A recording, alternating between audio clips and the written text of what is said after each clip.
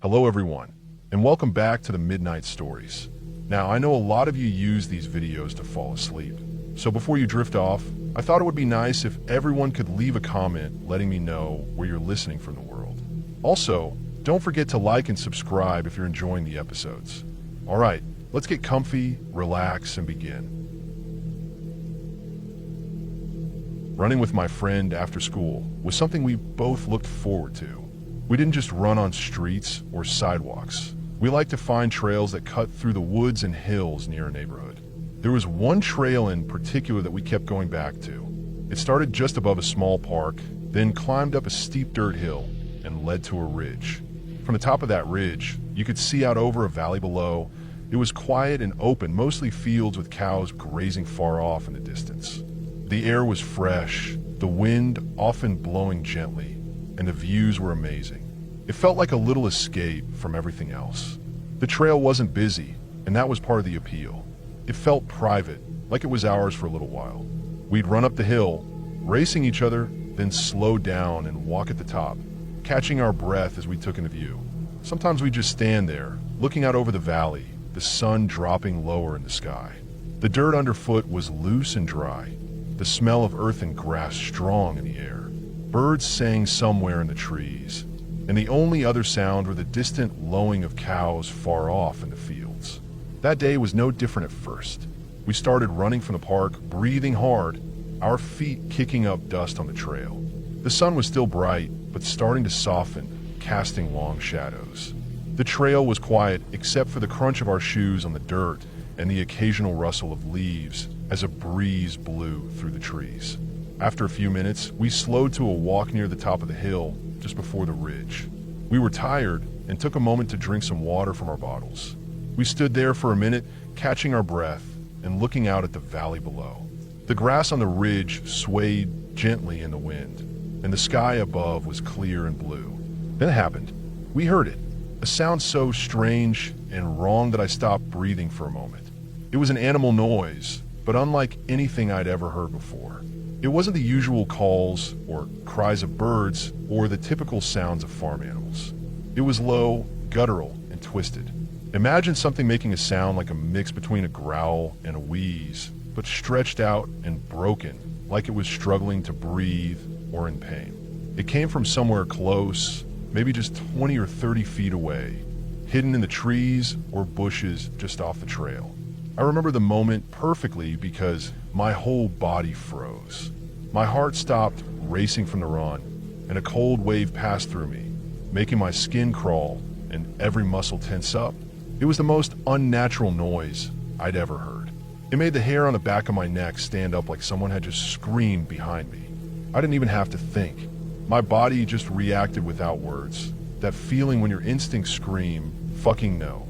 It was the same feeling I got years later on a school field trip to an anatomy lab, when the smell of preserved bodies hit me so hard that I had to step outside for air.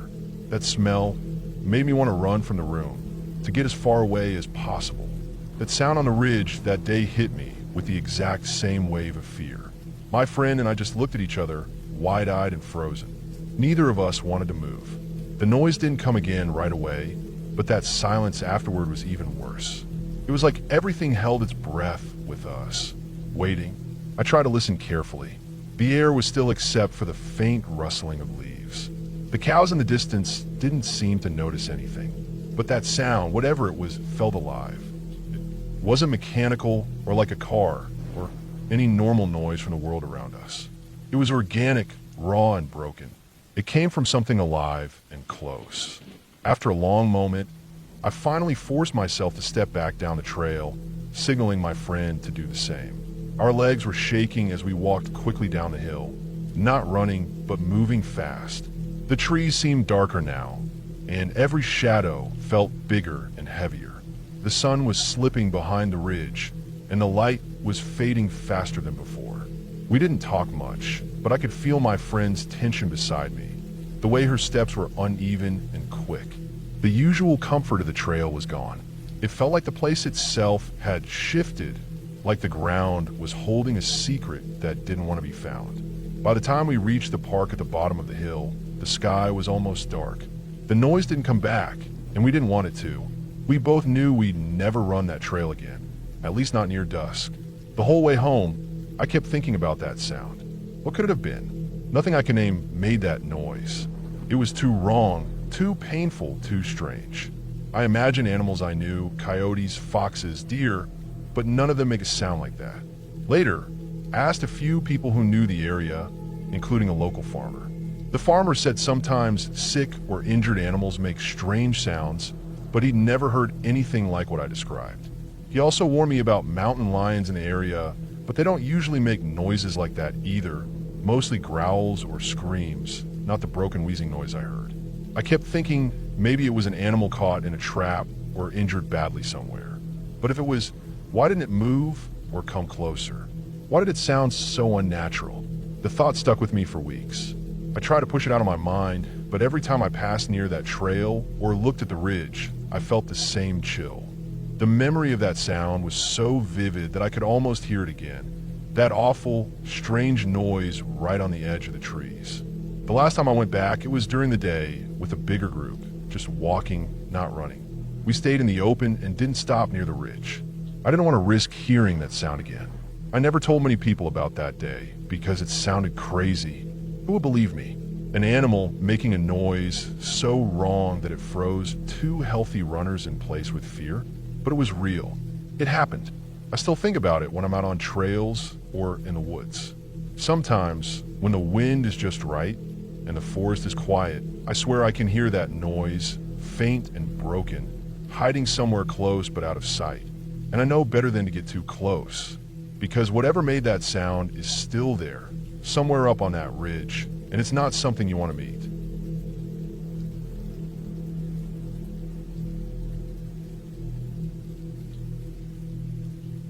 It started with something small. A carton of milk I was sure I hadn't finished was empty one morning. I live alone in a one-room apartment in Fukuoka. It's a quiet neighborhood, and I'm a quiet man.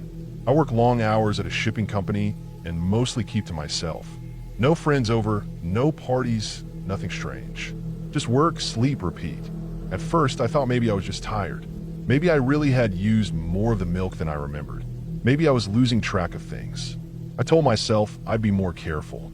I'd pay closer attention. But the next week, my loaf of bread was almost gone, and I knew I hadn't eaten that much. It was white bread in a plastic bag with a red label. I had counted 6 slices left the night before. The next morning, there were only 2. I stood in the kitchen staring at it, trying to figure out what could have happened. No one had a key. I hadn't given anyone access to my apartment. There were no signs of a break-in. The lock was untouched, the window closed and latched. It started happening more often. My eggs would vanish, toilet paper rolls would disappear, or be used faster than they should have. A bottle of shampoo emptied in a week when it normally lasted me a month. Nothing major, just strange small things. Sometimes I'd come home and feel like the air was different, like someone had been there. But there were no signs, no footprints, no fingerprints, nothing moved in any obvious way. I didn't tell anyone. I didn't want to seem paranoid, but something in my gut told me something wasn't right. I checked the locks every night. I even started taping a hair across the door frame. I read about that trick somewhere. If someone opens the door, the hair falls. But every time I came home, it was still there. Then one night, I found a rice ball missing. It was one I had made that morning and placed at the back of the fridge. I checked twice before I left for work. It was there. When I got back home, it was gone. That was it for me. I wasn't imagining things. Something was happening, and I needed to know what.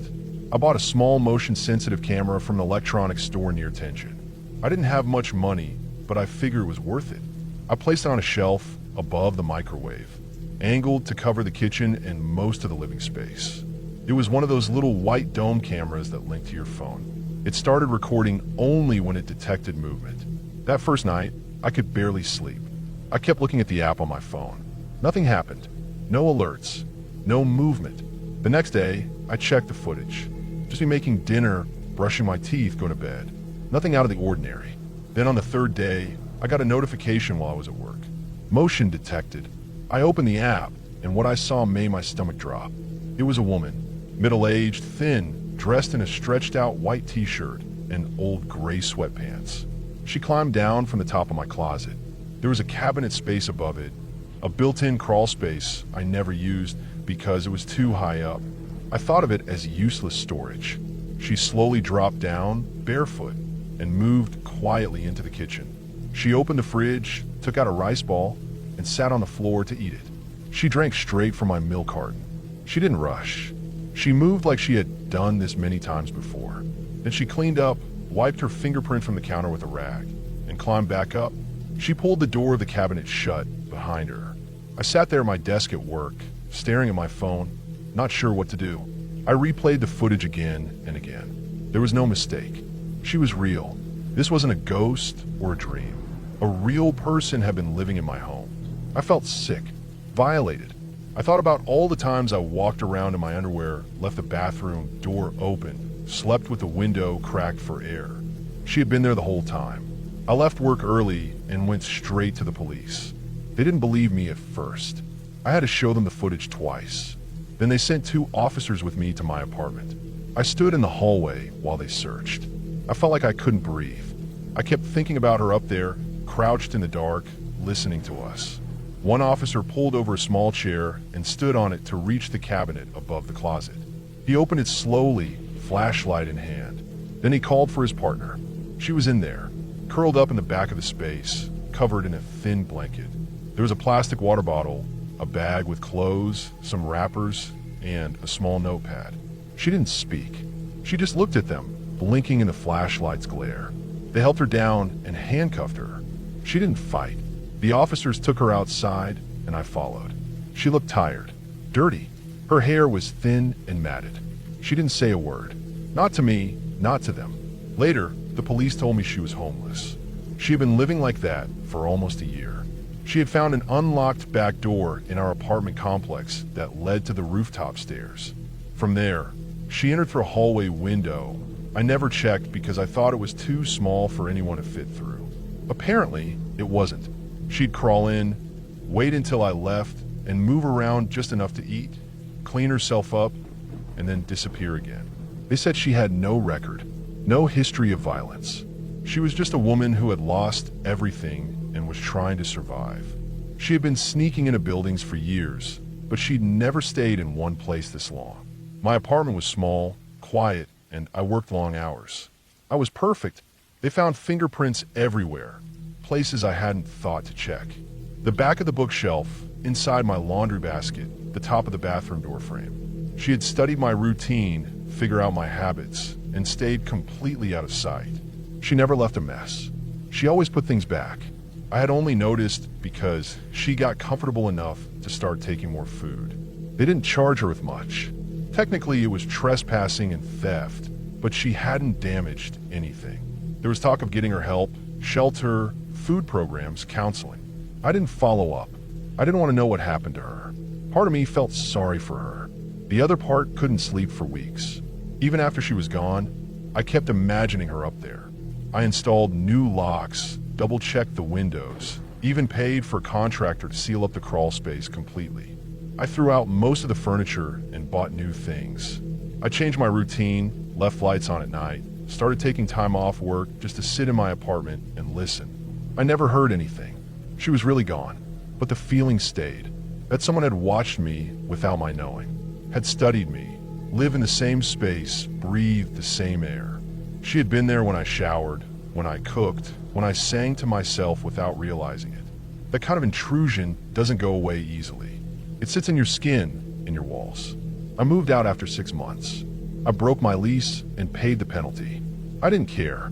I found a new place, smaller but on the 2nd floor, with no crawl spaces, no high cabinets, nothing hidden. I still check every closet and under every bed before I sleep. I don't trust silence anymore. I never saw her again. No updates, no follow-ups. The news didn't cover it. It was just one strange incident in a quiet city. Sometimes I wonder how she got so good at hiding. How many other places she lived in. How many other people never even found out. That's what gets me the most. Not that it happened, but that it probably happens more often than we think. That someone could live beside us, above us, under us, and we'd never know. She wasn't a monster. She wasn't trying to hurt me, but that doesn't make it any less terrifying. Now, Every time I hear a creak in the night or find something out of place, I freeze. I stare at the spot, wondering, because once it happens to you, you stop thinking it's impossible.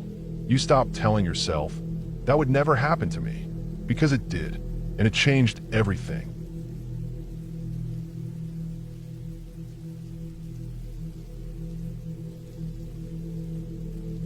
My Nan's friend had been a big part of her life for many years. They met back when they were both nurses, young and full of hope, juggling the challenges of raising children and building their careers. Nan always talked about her friend with warmth, the kind of friend who knew your past, understood your struggles, and never judged you. Years later, even after the kids grew up and life changed, their friendship stayed strong. One night, when my dad was just a newborn, something strange happened. Nan had just had him, so she was breastfeeding constantly, spending most of her time sitting quietly in the living room chair near the fire. Granddad was working night shifts, so she was alone in the house for most of the evening. The house was quiet except for the soft crackling of the fire and the occasional sniffle or whimper from the baby's room. Earlier that day, her friend's ex-husband had called. Nan wasn't close to him, but she knew he was going through a tough time. He sounded low, drained of all energy and hope, and had asked to talk. Nan explained she couldn't come over because she needed to be with the baby, feeding him and making sure he was okay. He said he understood and quietly said, "I'll see you soon then," and didn't think much of it. Just the sad words of a man struggling with his own demons. That night, everything seemed normal at first. Nan sat in her favorite chair by the fire, the baby asleep in his crib down the hall. The house was warm and cozy, just how she liked it when she was alone with the little one. The old wooden floor creaked now and then, and outside the wind whispered through the trees, but inside it was peaceful. Then, around 9 p.m., she heard the front gate. It was a distinct sound, loud and sharp, the kind of sound the gate always made when it opened or closed. And had made sure of that. She wanted to know when someone was coming or going, especially when she was alone. Usually, Granddad was the one coming in late at night after his shifts, or sometimes a neighbor might stop by. So when she heard that gate creak open, she thought maybe Granddad had been sent home early or forgotten something. What unsettled her was the dog. Ben was a family dog, calm and gentle, raised around kids and babies. He was never the type to growl or bark without reason. But that night, when the gate opened, Ben suddenly stiffened. His body tensed, muscles tight, like he was ready to fight or run. His growl was low and deep, a warning that something was wrong. The dog faced the front door, ears up, eyes sharp and focused. Nan knew something wasn't right. She tried to get up from her chair and open the door to see if it was Granddad or maybe some kids playing a prank. But she couldn't move. It was like her body had turned to ice. The warmth from the fire no longer reached her. Instead, she felt a sudden, deep chill crawl over her skin. It was sharp and cold, seeping into her bones. She sat there frozen, her breath caught in her throat. The cold stayed for what felt like 2 full minutes. Nan later said it was the coldest she had ever felt in her life. Then, slowly, as the cold began to fade, something else came over her. A calmness, an odd peacefulness that settled over her like a quiet fog. The fire's glow returned to warm her face, and Ben finally stopped growling, sitting down quietly at her feet, still alert but no longer on edge. Then, without warning, she heard the gate close again. The same loud creak she had heard when it opened. It was like whoever had come to the house had left. Morning came with the usual sounds, birds chirping outside, sunlight slipping through the curtains, and the soft cooing of the baby.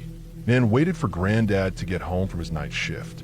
When he finally walked through the door, she told him what had happened. The gate opening and closing, Ben's strange behavior, and her own frozen stillness in the chair.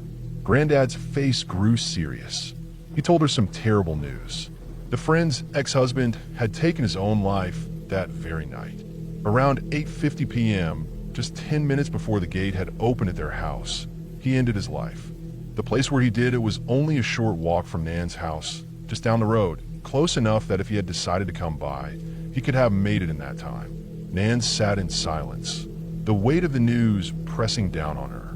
She couldn't shake the memory of the gate's creak, Ben's stiff growl, or the cold that had gripped her so suddenly.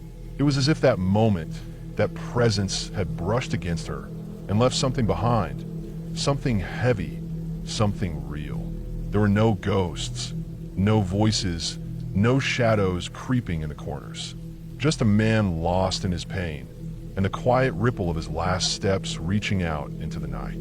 Nan never forgot that night. She never heard the gate again without feeling a shiver run down her spine, and Ben never behaved like that before or after. Sometimes, the things that haunt us aren't stories or legends, but moments where life's dark weight touches us quietly and leaves its mark.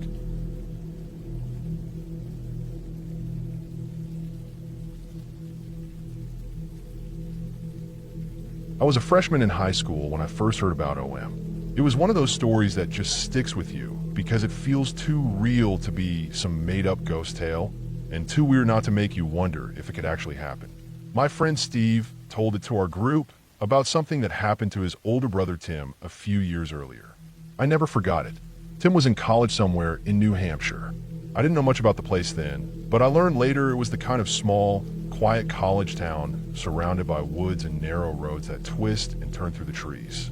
One night, around 2 a.m, Tim and his good friend decided they wanted something to eat. Not just any food, but Dunkin' Donuts. The weird thing is the nearest Dunkin' was actually in a different state, so they had to drive quite a bit to get there. The drive out was uneventful, just the two of them, a quiet road winding through the dark, thick forest. When they finally reached Dunkin', they got their donuts and coffee, laughing and talking about classes and whatnot, feeling good to be out of the dorms for a bit. But the trip back is where things got strange. On the way back, they were driving along a narrow highway through the woods. The kind of road where trees lean close to the edges, and there's barely enough room for 2 cars to pass each other. The headlights of their car lit up patches of the dark, dense forest on either side. It was late enough that there was almost no traffic. Suddenly, another car pulled up in front of them. It was a small, red compact car, but what made it stand out wasn't its make or model. It was that its paint was scratched and faded, and all the markings that might have told you what kind of car it was had been carefully scraped off. The only thing that seemed to be left was the license plate, which caught their attention right away. The plate had a black letter O and a green letter M. Just those 2 letters. Nothing else. The rest of the plate was blank, or maybe it had been wiped clean or altered somehow. Whatever the case, it was creepy enough to freeze Tim and his friend for a moment. They started calling this car OM, since it was the only way to describe it. The weird things started to pile up almost immediately after OM appeared in front of them. Tim told Steve later that his phone suddenly lost all signal. No bars at all, like they'd driven through some invisible dead zone. It was strange, but not entirely impossible out in the middle of the woods. Then, on the radio, something even odder happened. They'd been listening to a jazz station, but suddenly, without warning, it switched to a grunge rock station blasting Smells Like Teen Spirit by Nirvana. It was so random and out of place that it felt like a signal, like OM was somehow messing with more than just their vision. Tim and his friend started to get really uneasy. There was something about that red car that wasn't right. The way it moved, the way it stayed just far enough ahead to be seen, but not close enough to be understood, the way it seemed to follow them deliberately. Tim tried to shake it off. He slowed his car down, hoping that OM would just pass them and go on its way. But as soon as Tim took his foot off the gas, the red car slowed too, matching his speed perfectly. That's when Tim started to feel the real fear. He tried to speed up, hoping to get around OM and lose it on one of the twists in the road, but every time he hit the gas, OM did the same. It was like OM was taunting them, a predator playing with its prey. The road ahead curved sharply. Tim saw OM turn the corner first, and he and his friend thought maybe, just maybe if they stopped and waited long enough, OM would get bored and move on. They pulled over and sat there, hearts pounding, eyes glued to the spot where OM disappeared around the bend. Time stretched out, 20 minutes, maybe more. The night was still except for the occasional hum of insects and the faint rustling of trees in the wind. Every little sound made Tim jump, expecting OM to suddenly reappear. Finally, steeling themselves, they decided to continue. Maybe OM would leave them alone now. They crept forward, nerves raw, gripping the steering wheel tight. But as soon as they rounded that same curve, there was again OM, just as far ahead as before, matching their speed perfectly. Tim's friend whispered something about turning back, but Tim shook his head. They had to get home. OM wasn't just following anymore. It was hunting. There was no escaping it on this narrow highway. Eventually, the road forked. One path led back toward the college town, the other deeper into the dark woods. Without hesitation, Tim took the path home. OM stayed on the other road, disappearing into the shadows of the forest. Tim never saw OM again. Years later, I was sitting at home one night, doing homework and listening to the radio when a news bulletin came on. There had been a murder in a county nearby, and the only witness described seeing a red compact car leaving the scene. The same red car with a license plate that had a black O and green M. My heart stopped. I thought maybe I was imagining things, or that I'd misheard. But the next day at school, I ran into Steve, and he told me he'd heard the same report. Suddenly, the story wasn't just some weird college tale. OM was real, and it was far from where Tim had seen it. The strangest part was how OM seemed to travel, crossing state lines without any explanation, leaving a trail of unease and fear behind it. Months later, a friend of mine named Blake had an encounter of his own. Driving home at 2 a.m., Blake took a highway that cut through a canyon. Just like Tim, a red compact car with that same black O and green M plate pulled in front of him. Blake knew the story, so he fell behind the car as much as he could without losing sight of it. For the entire length of the canyon, OM stayed right in front of him, never speeding up or slowing down like it was testing him. At the end of the canyon, OM suddenly did a U-turn and vanished back into the darkness. Blake made it home, but he didn't sleep well that night. I never asked Steve for more details after that, and I never wanted to hear more. OM wasn't just a story, it was a warning. To me, OM isn't some ghost or monster. It's a person, or maybe a group of people, who uses the isolation of the woods and the dead of night to trap drivers on lonely roads. It feels like OM is a predator, and those roads are its hunting grounds. People like Tim, Blake, and maybe even the witness from that murder. They were all lucky to get away. But OM keeps moving, and the road never forgets. If you ever find yourself driving late at night on a narrow highway through the woods, and a red compact car with a black O and green M plate pulls in front of you, just know this: slowing down won't help. Speeding up won't either. The only thing you can do is keep your eyes on the road, your hands tight on the wheel, and hope that when you reach the fork, you choose the right path to safety. Because OM will always be waiting just around the next bend.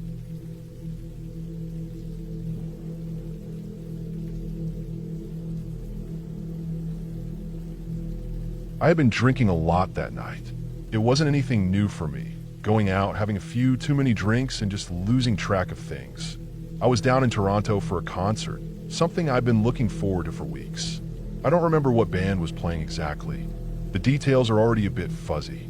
The music was loud, the crowd was wild, and I was right in the middle of it all, drinking more than I probably should have.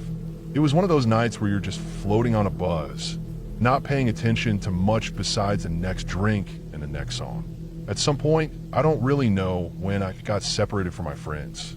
They were probably trying to keep an eye on me, but with how much I was drinking, I'm sure I was stumbling around on my own. I remember someone tapping me on the shoulder, and I turned around to see two guys that looked like cops.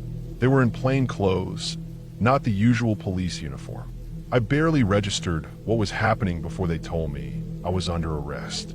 I didn't resist. I was so drunk I barely cared. They said something about taking me to a drunk tank, which honestly didn't seem like a big deal. I had been through enough nights like this where I ended up in some holding cell for a few hours, sleeping it off. They put me in the back of their car, and this is where things started to get hazy. It wasn't a marked police car like I'm used to seeing. It was some kind of unmarked vehicle, just a plain black car with tinted windows. I thought maybe that was normal, but looking back, it feels strange. I passed out almost immediately. I don't remember much from that ride, except the occasional light flashing past the windows and the feeling of the car moving. When I woke up, I wasn't in the police station like I expected. We were at some building that looked more like a warehouse than anything official.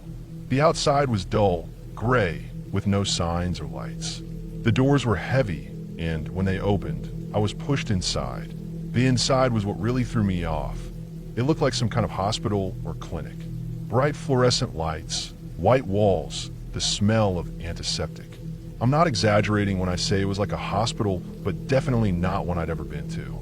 The two guys who had arrested me left me in this place, and soon after, people in nurse uniforms showed up. I was still drunk enough that I didn't really question much at first. They came at me with needles and tubes, drawing blood. The weird part was how much blood they took. It felt like they were draining me dry, way more than what they'd normally take in a hospital. I didn't feel pain, but I remember feeling a little queasy. Even then, I wasn't scared because I was so out of it, and my head was spinning from the alcohol.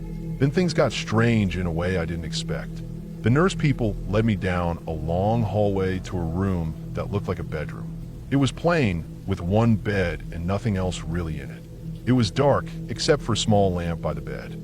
Suddenly, this big, heavy guy came into the room, a kind of bouncer or security type. Without warning, he grabbed me and slammed me on the floor. I was too weak and dizzy to fight back. He threw me onto the bed and started strapping me down. It wasn't just a couple of straps, it was 7 or 8 tied across my chest, arms, legs. I tried to move but couldn't. I was pinned down like I was some dangerous animal or something. The room went pitch black after that. I think they turned the lights off. I was alone, stuck there, unable to move. Panic set in, but my body was so exhausted and drunk I couldn't do much except thrash a little before I passed out again. I don't know how long I was there, but it felt like forever. When I woke up again, I wasn't in that room anymore. I was lying in some bushes beside a Burger King. The smell of greasy fast food mixed with the damp, earthy smell of the plants around me. I was disoriented. My head was pounding, my body aching from the way I'd been thrown around and strapped down. But something else hit me. I still had my phone and wallet in my pockets. There was $15 in cash, exactly the same amount I had before all this started. Nothing was missing. I sat there for a long time, trying to piece everything together. What the hell just happened? How'd I get from that dark hospital room, strapped down to these bushes? There was no sign of robbery, no signs that someone had attacked me or taken anything. It was like I'd disappeared for a while and then just reappeared. I called my friends the next day, trying to get answers, but they just said I must have been drugged or something. But even that didn't make complete sense. If I'd been drugged, why wasn't I robbed? Why would some strange people take me to a weird hospital and strap me down only to dump me near a Burger King? There was no logic to it. The whole thing still bothers me. I keep thinking back to that warehouse-like building, the bright lights, the nurses drawing blood in those strange amounts, the big guy who slammed me to the floor like I was some kind of threat. It felt clinical, but not like any hospital or police station I've ever heard of. And the fact that I was left alone in that dark room, unable to move, made me feel something deeper than just fear. It felt like I'd been completely at someone else's mercy, and for all I know, maybe I still am. To this day, I don't have any clear answers. There are no cameras, no witnesses I can trust, and no official reports that match what I experienced. The police never mentioned anything about arresting me at that warehouse, and I can't even find a record of it. Sometimes I wonder if maybe I imagined parts of it because of how drunk I was. But the bruises on my body, the memory of being strapped down and waking up miles away in those bushes, those things are real. And that's what haunts me. The not knowing, the feeling that something happened to me that night that I can't explain and that I might never be able to explain. I don't tell many people about it because it sounds crazy. But every time I think about it, that night in Toronto becomes more than just a bad night of drinking. It's a mystery I can't solve, a nightmare that never fully ends. And no matter how much I want to forget it, I know I'll never forget waking up in those bushes beside a Burger King, wondering if I was ever really safe to begin with.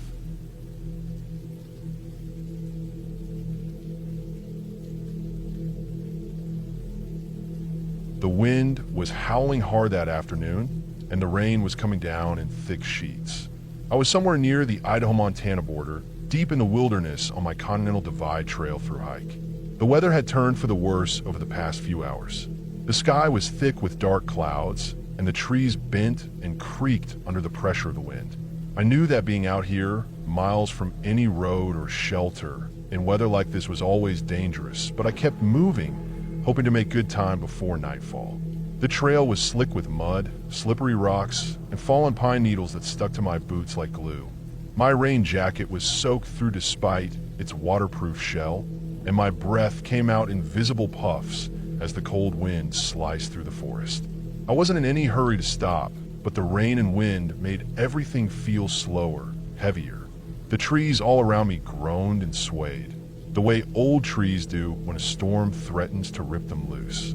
I was moving along a narrow section of trail, flanked by dense forest on both sides. The pine trees here were tall, ancient giants. Some had trunks as wide as a small car. Their roots twisted out of the ground and tangled with the underbrush, making footing tricky. I was watching my step, leaning into the wind, when suddenly I heard a loud, cracking noise above me.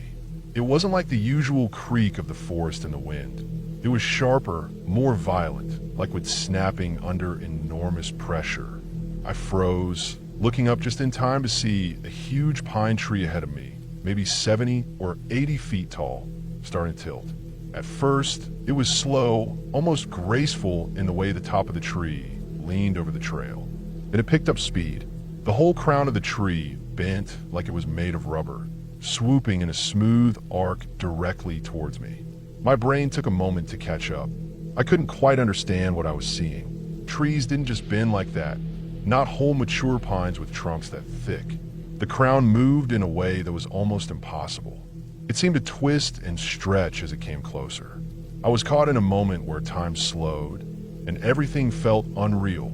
My feet felt stuck to the ground, my eyes wide and locked on the giant tree falling straight for me. Then I remembered something, a scene from the movie Prometheus, where the characters are running from this huge, rolling, killing machine. They all ran in a straight line, right into its path, and died. But one character had the clarity to veer off sideways, out of its direct path, and survived. That split-second thought cut through the panic in my mind. I knew I couldn't just stand there. Without thinking, I twisted my body hard and stepped sharply off the trail, moving sideways toward the dense trees on the edge. The rain pelted my face, my boots slipping on the wet ground as the tree crashed down right where I had been standing seconds before. It landed lengthwise across the trail, the broken trunk stretching out for at least 60 feet, its branches scraping the ground like giant claws. The sound was deafening, with snapping, branches smashing, the tree hitting the dirt with a heavy thud. The impact sent a cloud of wet dirt and pine needles into the air. My heart was pounding so hard I thought it might burst from my chest. I stayed crouched low, staring at the fallen tree for a long moment, my mind still racing to process what had just happened. Once the noise faded, the forest went eerily quiet.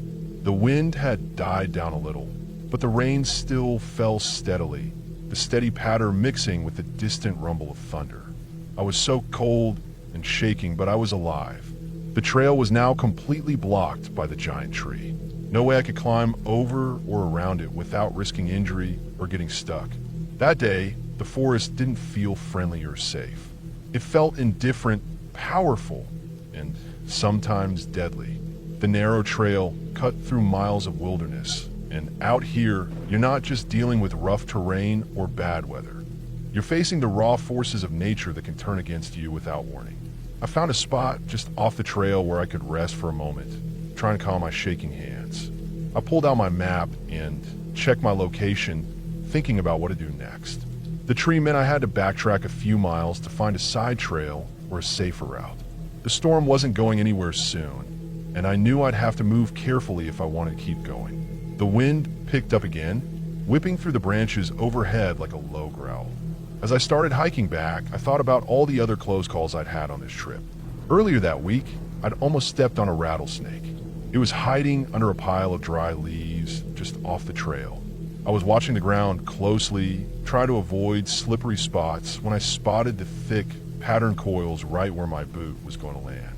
The snake rattled its tail violently, a sharp warning that sent a surge of adrenaline through me.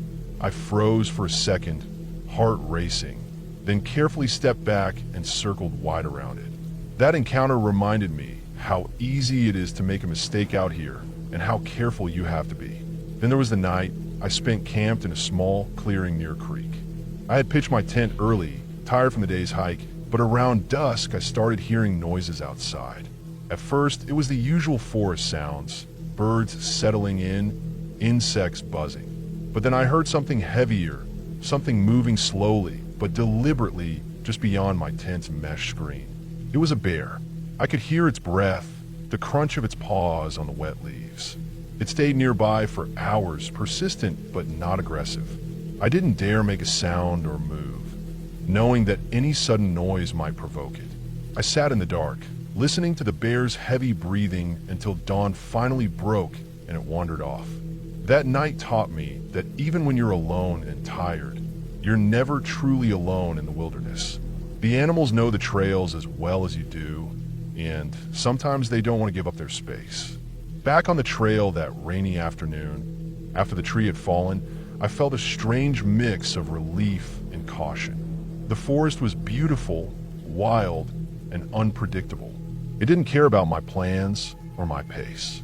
It reminded me that survival out here depends on respect for the land, the weather, and the creatures that live in it. I made my way back the way I came, slipping and sliding through mud, keeping my eyes open for anything else that might threaten me. The storm started to ease just as I reached a small ridge, where I found a natural shelter under some big rocks and a dense thicket of trees. I set up my tarp quickly, grateful for the break in the rain. That day, I learned how close you can come to disaster without even realizing it until the last second. The tree could have crushed me in an instant, but a moment of clear thinking saved me. I kept telling myself that wasn't luck. It was respect and awareness paying off. The forest never stopped teaching me its harsh lessons on that trail. Every step, every breath in the cold, wet air reminded me why I had chosen this path, to test myself, to feel alive. And as the wind died down and the rain turned to a gentle drizzle, I settled in for the night, exhausted but alive, knowing I'd be back on the trail come morning, ready for whatever came next.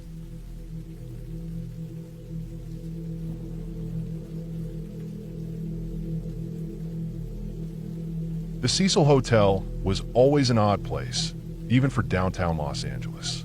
It had a reputation, whispered and half forgotten, of being cheap, run down, and a place where people came and went like shadows. I never thought I'd end up working there, but a job was a job, and at the time, I needed one badly. I was a maintenance worker, mostly dealing with broken faucets, flickering lights, and creaky elevators. The kind of work nobody wanted, but someone had to do it. One of the complaints that started coming in early one summer was about the water. Guests were saying the water pressure was so low that they could barely get a shower. Others said the water tasted strange, metallic, almost like rust or chemicals. I didn't pay much attention at first. Old buildings like the Cecil often had plumbing issues, and water taste could be weird because of old pipes. But as the complaints grew, I knew it wasn't something we could just ignore. The hotel's plumbing system was ancient, a tangled mess of pipes and valves that ran through walls and ceilings like veins. There were water tanks on the roof, big steel cylinders that held the building's water supply. Maintenance rarely went up there because it wasn't easy to get to and the door was locked tight. But as the complaints piled up, the management finally decided to have us check the water tanks. The day we climbed up to the roof, I remember the heat was almost unbearable. The sun was beating down, and the rooftop felt like a concrete oven. The air was thick with dust and the smell of old tar from the roof surface.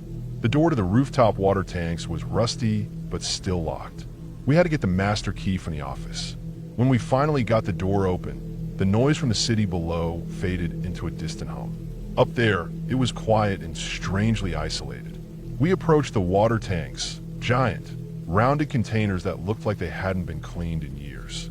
I could see dirt and grime caked on the sides, and there was a faint smell of mildew. One of the tanks had a hatch on top, sealed tight.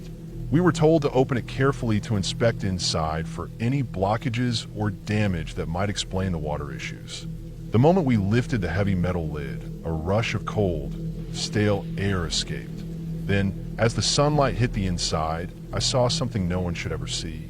There was a body inside the tank. It was Elisa Lamb. Elisa Lamb was a young woman, a guest at the Cecil. Her disappearance had been a mystery, and the police had been searching for her for weeks. What made it worse was the strange elevator footage that had been captured just days before she was found. The video showed Elisa inside the hotel elevator, acting erratically, pressing multiple buttons, hiding in corners, peeking out like she was scared of someone or something. The way she moved was frantic, disjointed, and completely bizarre. The whole thing went viral, people speculating about what was happening to her. But nothing prepared us for the reality. Elisa's body was in the water tank, sealed in the dark hole where no one could hear her or see her.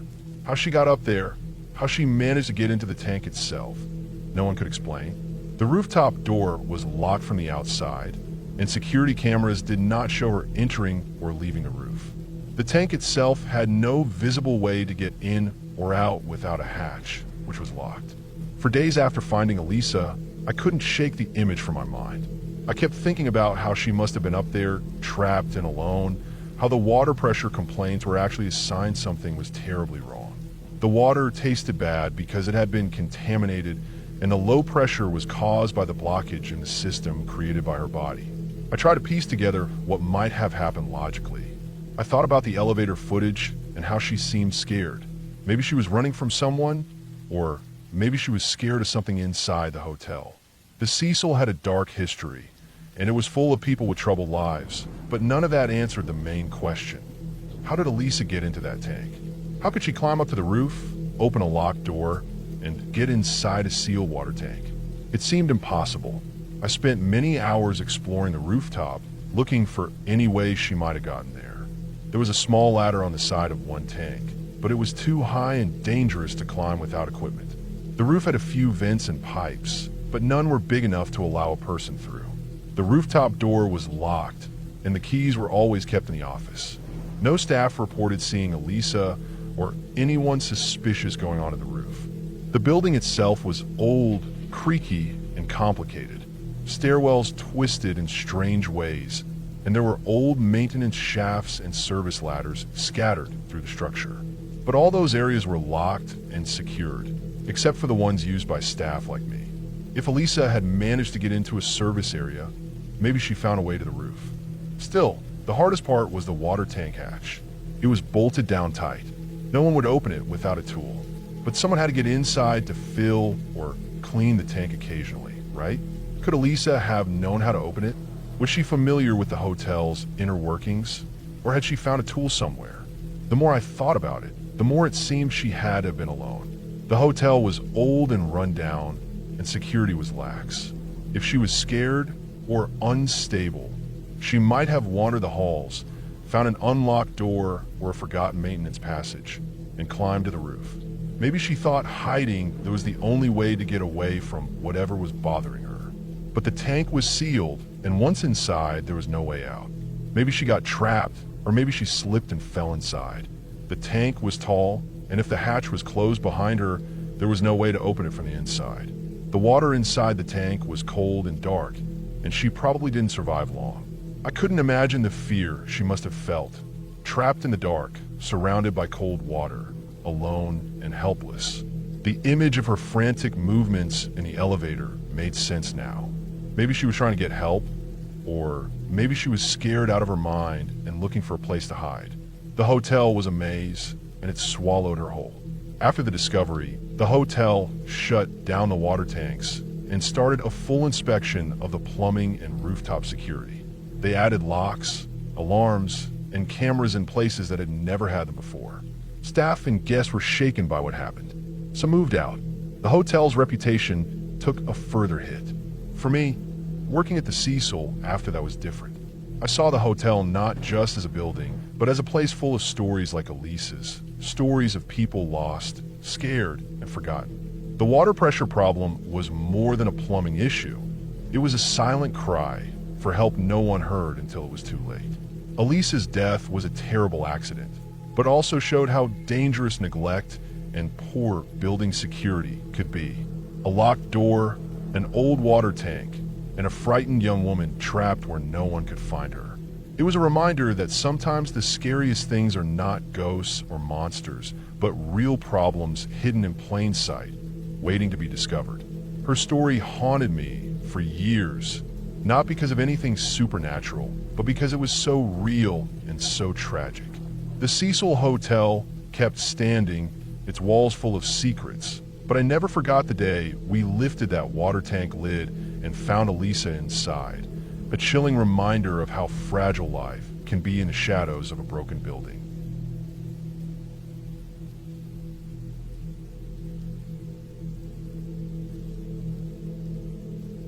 This will probably get buried, but I've never told anyone this. Now seems like as good a time as any, so here it goes. When I was about 8 or 9 years old, my family lived in a house my dad built himself. It was out in the middle of nowhere, Indiana, surrounded by fields and woods that stretched far enough to make you feel like you were alone in the world. No neighbors close by, no streetlights, just the dark and quiet that comes with being far from town. My parents owned a small business, and sometimes they had clients come out to our place for meetings or work. Over the years, we saw a lot of people, some normal, some not so normal. One visitor stood out from the rest. He came in a black car with dark, tinted windows that didn't reflect anything. The kind of car that makes you wonder who's inside and what they're really doing. He wore all black, black hat pulled low, dark sunglasses even though it wasn't bright outside.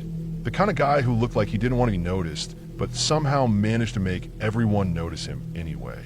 The first time I saw him, I had this cold, prickly feeling that crawled up my spine and settled deep inside my stomach.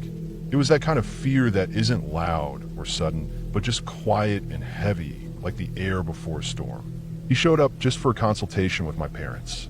I was nearby, watching from the doorway. The man kept looking at our black Persian cat, Mercedes. She was a big, fluffy cat with deep black fur that looked like it could swallow light. She was my favorite pet, and I always thought she had this calm but mysterious presence. This man's eyes were locked on her, and it felt wrong, like he wasn't just interested in her as a cat, but in something else, something darker. When the meeting ended, the man left without saying much, his car's engine barely a whisper as it disappeared down the long dirt driveway. At dinner that night, my parents and I all admitted we felt off, like something was wrong, but we couldn't say what. The man's visit stuck in the back of our minds like a bad smell you can't wash away. That night, Mercedes started acting strange. She came downstairs very ill, something I'd never seen her do before. She was usually proud and graceful, but then she just looked weak and scared. Over the next few days, she got worse. We took her to the local vet, but no one could figure out what was wrong. She was vomiting a thick black substance, like tar, and couldn't keep anything down. Watching her like that, sick and scared, was horrible. I remember the last time I saw her alive. She was laying in her favorite spot near the fireplace, but she wasn't calm anymore. She was hissing and swatting at the empty air, like she could see something invisible that was bothering her. I could feel the cold chill run through the room when she let out her last breath. She was gone, and something in the house felt different, darker. After Mercedes died, strange things started happening around the house. It wasn't just little noises or shadows. It was stuff that made you stop and think, what the hell? Footprints showed up in the snow outside, but they didn't lead anywhere or come from anywhere. They just start and then stop, as if whoever made them vanished into thin air. Sometimes in the dead of night, we'd hear noises that made no sense, creaks, whispers, thuds, nothing like what you'd expect in an old house. The wallpaper would be torn down in patches, corners ripped off with no explanation. I remember waking up once and seeing a strip hanging loose, like someone had been angry or scared enough to tear it. Nobody in the family ever admitted to doing it, and it kept happening. My mom, who always had a sensitive side, started acting strange too. She told my dad and me she saw things, shapes in the corners of rooms that disappeared when she looked straight at them. Dark figures, she called them. She stopped going outside as much, spent more time sitting quietly, staring out the window like she was waiting for something or someone. It was hard to watch her like that. For me, the worst part was the asthma attacks. I've been lucky for a long time and hadn't had a bad episode in years. Then, after all these weird things started, my breathing got bad again. One night, when I was really sick, I decided to sleep on the floor next to my mom's side of the bed. I thought if something happened, I could get help faster. Around the bed, there were boxes, old family photos, wrapping paper, Christmas decorations. Things that needed to be moved out of the way but hadn't been yet. In the middle of the night, my chest tightened so badly I couldn't catch my breath. I was panicking, gasping for air, trying to reach my inhaler, but couldn't move fast enough. I heard my mom suddenly wake up, screaming something I couldn't understand at first. Then, get away from her. She was trying to reach me, but every box around the bed had somehow been stacked up, blocking her path. It was like a wall made of the boxes, piled up between her and me. She was crying, fighting to get through. I could hear her hands moving the boxes, knocking them over, but something kept pushing them back up. I don't know how long it took her, but eventually she got to me and gave me my inhaler. I could hear her crying all through the night, even after I was calm again. She never told me exactly what she saw that night, and I never asked, but I could tell it shook her to the core. After that, the strange things went on for several more months. We had the house blessed by a local priest, and we tried everything we could think of to make the house feel normal again. Over time, the activity slowed. The noises became less frequent, the footprints stopped appearing, and the feeling of dread lifted just a little. Years later, my brother and his family moved into the house. They say they still hear things sometimes, little creaks and whispers that don't make sense, but nothing like what we went through. I want to believe it was all just our minds playing tricks on us, that maybe grief for Mercedes and the stress of living so isolated made us see and feel things that weren't real. But sometimes when I'm alone and the house is quiet, I swear I can feel that cold, heavy feeling again. Like something is watching, waiting. I don't know what that man wanted or why he seemed so interested in Mercedes. I don't know what he did, if anything, to her. I just know that after he came, everything changed. The house wasn't the same, and none of us were either. I grew up skeptical and logical, but this experience left a mark I can't explain. I don't believe in ghosts or fairy tales, but some things don't have a simple answer. Sometimes the darkness is just real, and sometimes it's right outside your door, waiting to step inside.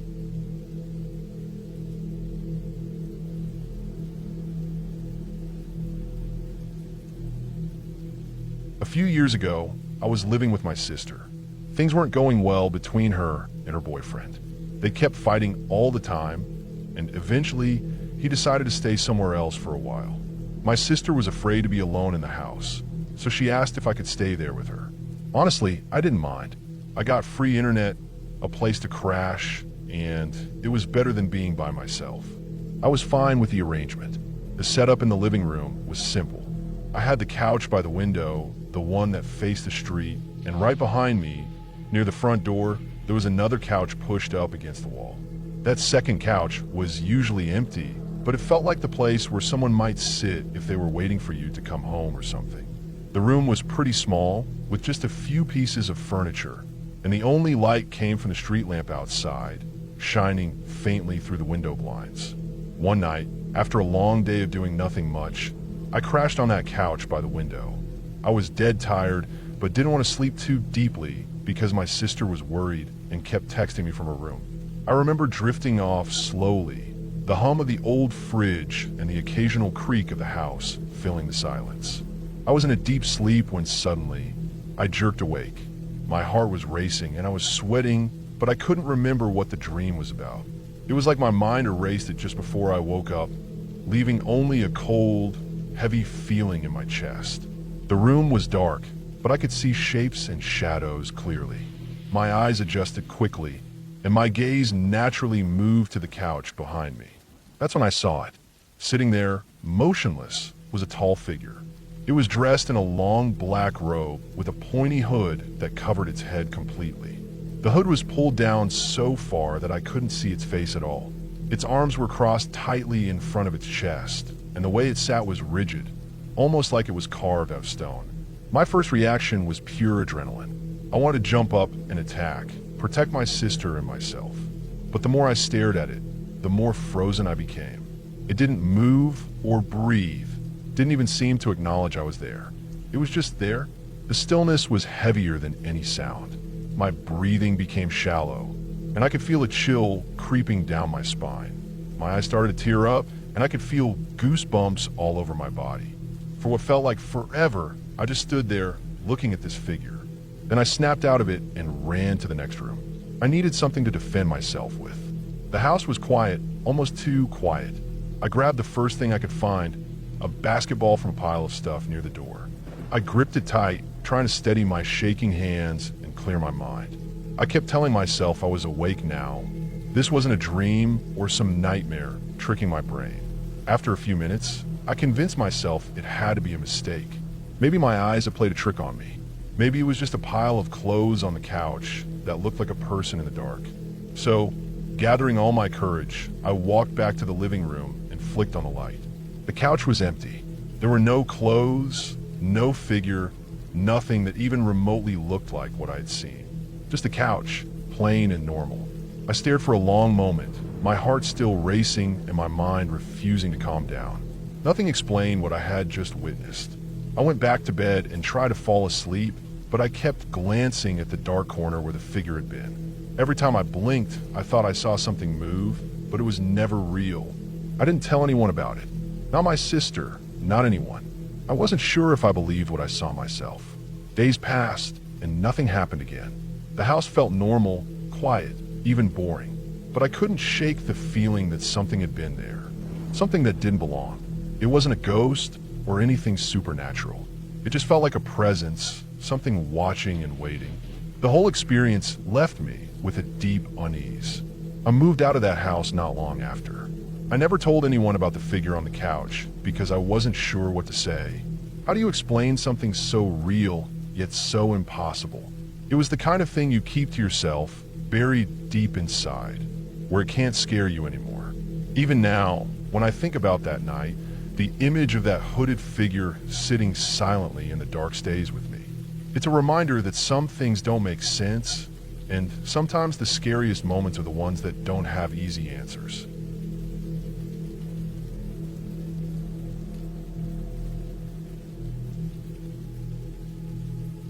I woke up feeling like absolute garbage. The pounding in my head was relentless, and the room was spinning just enough to remind me that last night had been a bad idea. I was at my then girlfriend's place, a small apartment she shared with her cousin and one other roommate. They were both in class today, which meant the apartment was quiet except for me, and of course the two little dogs that belonged to them, a tiny Pomeranian and a Chihuahua. I wasn't in a hurry to move. The couch was too comfortable, and honestly, I wasn't feeling up to facing the world yet. I stayed wrapped in the blanket, trying to fight off the nausea. The sunlight sneaking through the blinds made everything hazy, and my thoughts were slow and sluggish.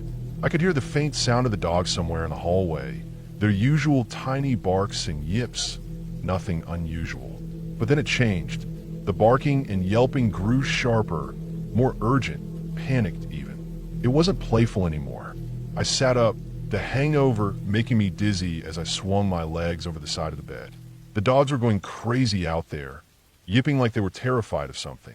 The Pomeranian's high-pitched bark mixed with the Chihuahua's frantic yelps sent a chill through me. I rubbed my eyes and stood up, trying to shake off the fog in my head. I was 6 feet 1 inch, with a muscular build from years of working out and staying active. Normally, I could handle whatever came my way, but right now I was just a guy in my boxers feeling weak from last night's mistakes. I made my way to the door, the floor cold under my feet. The hallway was dark, with light filtering in from the living room and the kitchen beyond. The dogs were at the far end of the hall, just outside the bedroom where my girlfriend and her cousin usually spent their time when home. But what I saw stopped me cold. Two men, both dressed in dark clothes, were crouched down, each holding one of the dogs tightly by the scruff of their necks. They were rough-looking, like they belonged to some kind of street crew. Hooded sweatshirts, low caps, faces hard and unreadable. The dogs were squirming and yelping, terrified, but the men kept them pinned, covering their mouths to shut them up. For a moment, I didn't know what to think. Were they friends? Why would they be holding the dogs like that? It didn't make sense. I felt my voice come out harsher than I expected. "What's up?" I said, my tone sharp, the hangover fog lifting enough for adrenaline to kick in. Almost instantly, both men sprang up like they had been caught. Their eyes darted to me, and without a word, they turned and bolted down the hallway toward the apartment's front door. I froze for a second, heart hammering in my chest. My instinct screamed at me to chase after them, but my head was still spinning and my legs felt heavy. I slammed the bedroom door shut behind me and leaned against it, trying to catch my breath. What the hell was that? I peeked out the window beside the door. The Pomeranian was outside, trotting nervously around the yard. How had he gotten out? I couldn't see the Chihuahua anywhere. I tried to calm down, telling myself that the men had run off. They hadn't hurt me, which was lucky, but the thought of what could have happened if I had walked out fully awake and alert made my skin crawl. After a few minutes, I pulled myself together and crept out into the hallway. Every sound seemed louder. The creak of the floor, the distant hum of cars outside, the occasional chirp of birds. I checked each room carefully, eyes darting to every shadow. The apartment looked untouched, no sign of forced entry besides the men themselves. It didn't seem like they had stolen anything. But what had they wanted? The dogs? They hadn't taken the Pomeranian, but the Chihuahua was missing. I went outside and looked around the yard, calling the dog softly. The little Pomeranian came running back eventually, tail wagging, but there was no sign of the Chihuahua. Her cousin and her boyfriend came home later, worried and frantic. They searched the neighborhood and finally found the Chihuahua safe, hiding in a neighbor's garage a few blocks away. It seemed like the dog had escaped when the men ran out and someone had taken it in. That night, I couldn't sleep. The image of those two guys holding the dogs like they were nothing haunted me. I kept thinking about what could have happened if I had walked out of the room slower, or if they had decided to hurt me or the dogs. In the end, the police never caught the men. The neighbors said there had been break-ins in the area lately, but nothing violent until that day. I was just thankful the dogs were safe and that I hadn't been hurt. It was a harsh lesson about how quickly things can change, how vulnerable you are when you're caught off guard. Sometimes the scariest moments aren't about monsters or ghosts, but real people, real danger, and how close you can come to it without even knowing.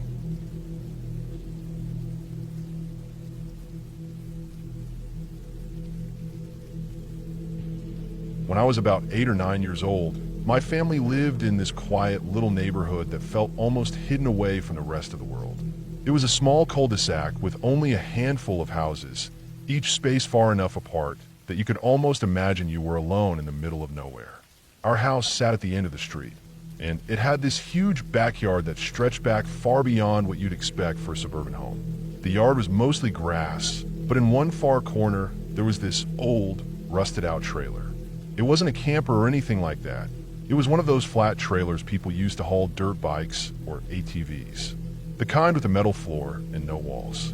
The trailer had been sitting there so long it was covered in rust, and parts of it were bent or broken. That corner of the yard was always weird. Even during the day, it felt off.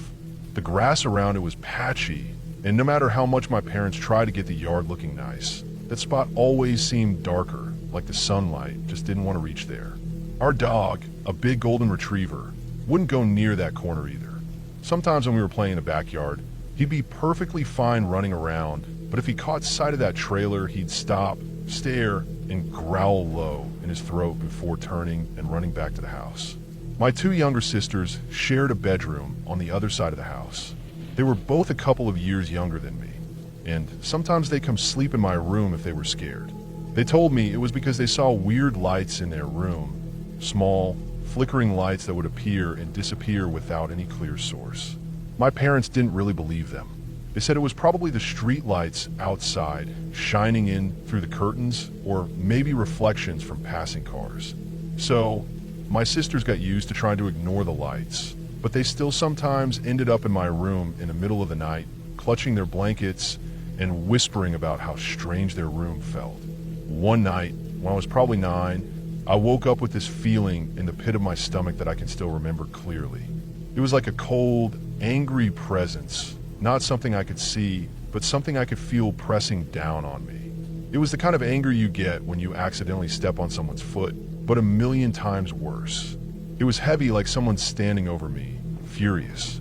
The feeling was so strong, I didn't even dare open my eyes at first.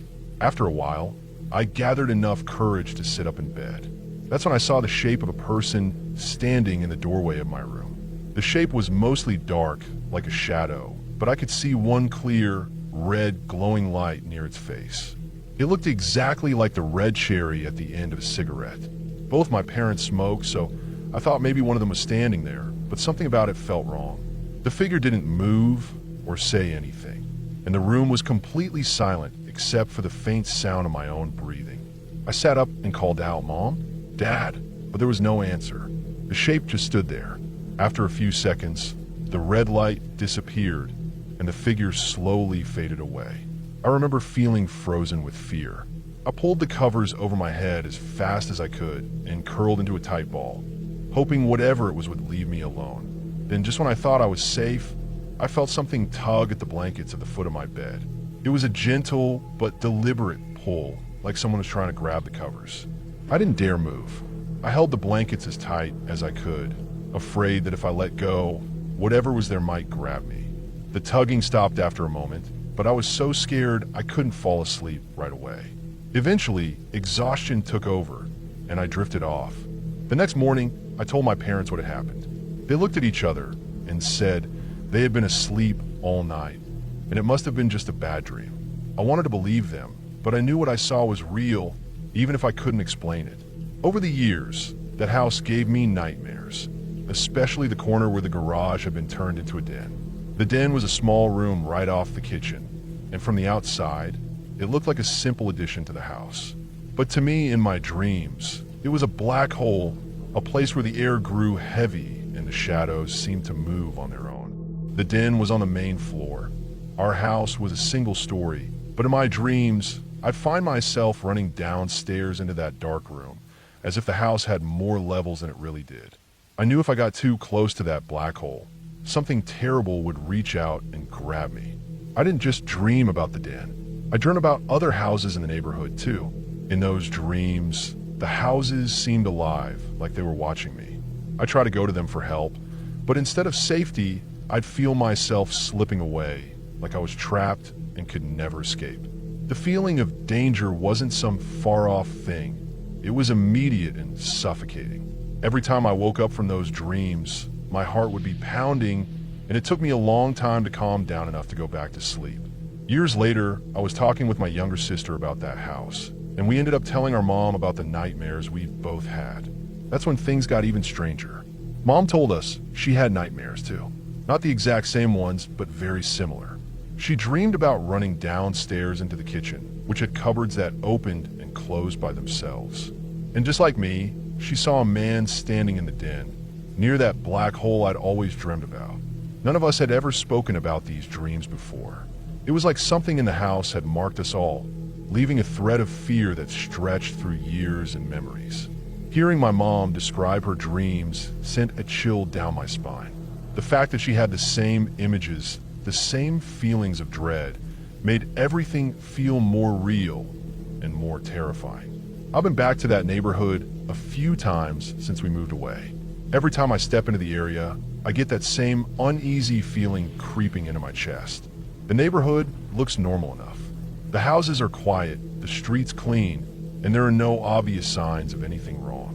But I can't shake the sense that something is watching, waiting just out of sight. Even during the day, when the sun is bright and the birds are singing, I feel like the shadows are deeper here, the silence thicker. I never saw any ghosts or spirits. It wasn't like those stories you hear on TV or in movies with floating figures or loud noises. What I experienced was subtle, like a weight pressing on my chest, or the feeling that someone or something was angry and waiting. There was no flashing lights, no eerie voices, just an overwhelming sense of wrongness that I couldn't explain. Looking back, I think the trailer in the backyard was the center of it all. It was like the house and the yard had some kind of memory, something that had settled into that corner and refused to leave. The way the dog would growl at it, the way the grass never grew right around it, the way it seemed to darken the sunlight. It was like a physical reminder of whatever had left that mark on the house.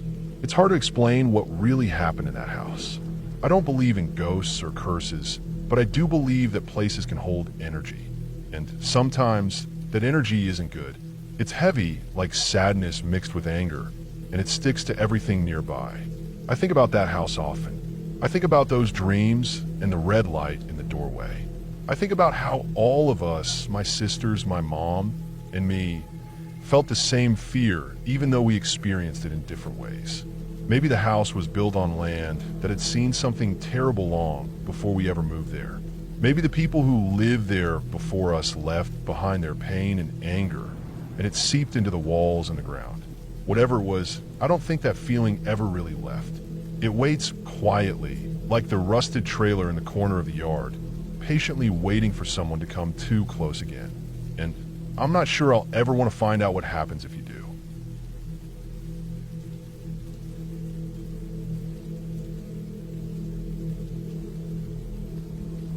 I live in a small town where everything feels close and easy to reach. One of the places I go to pretty often is Walmart.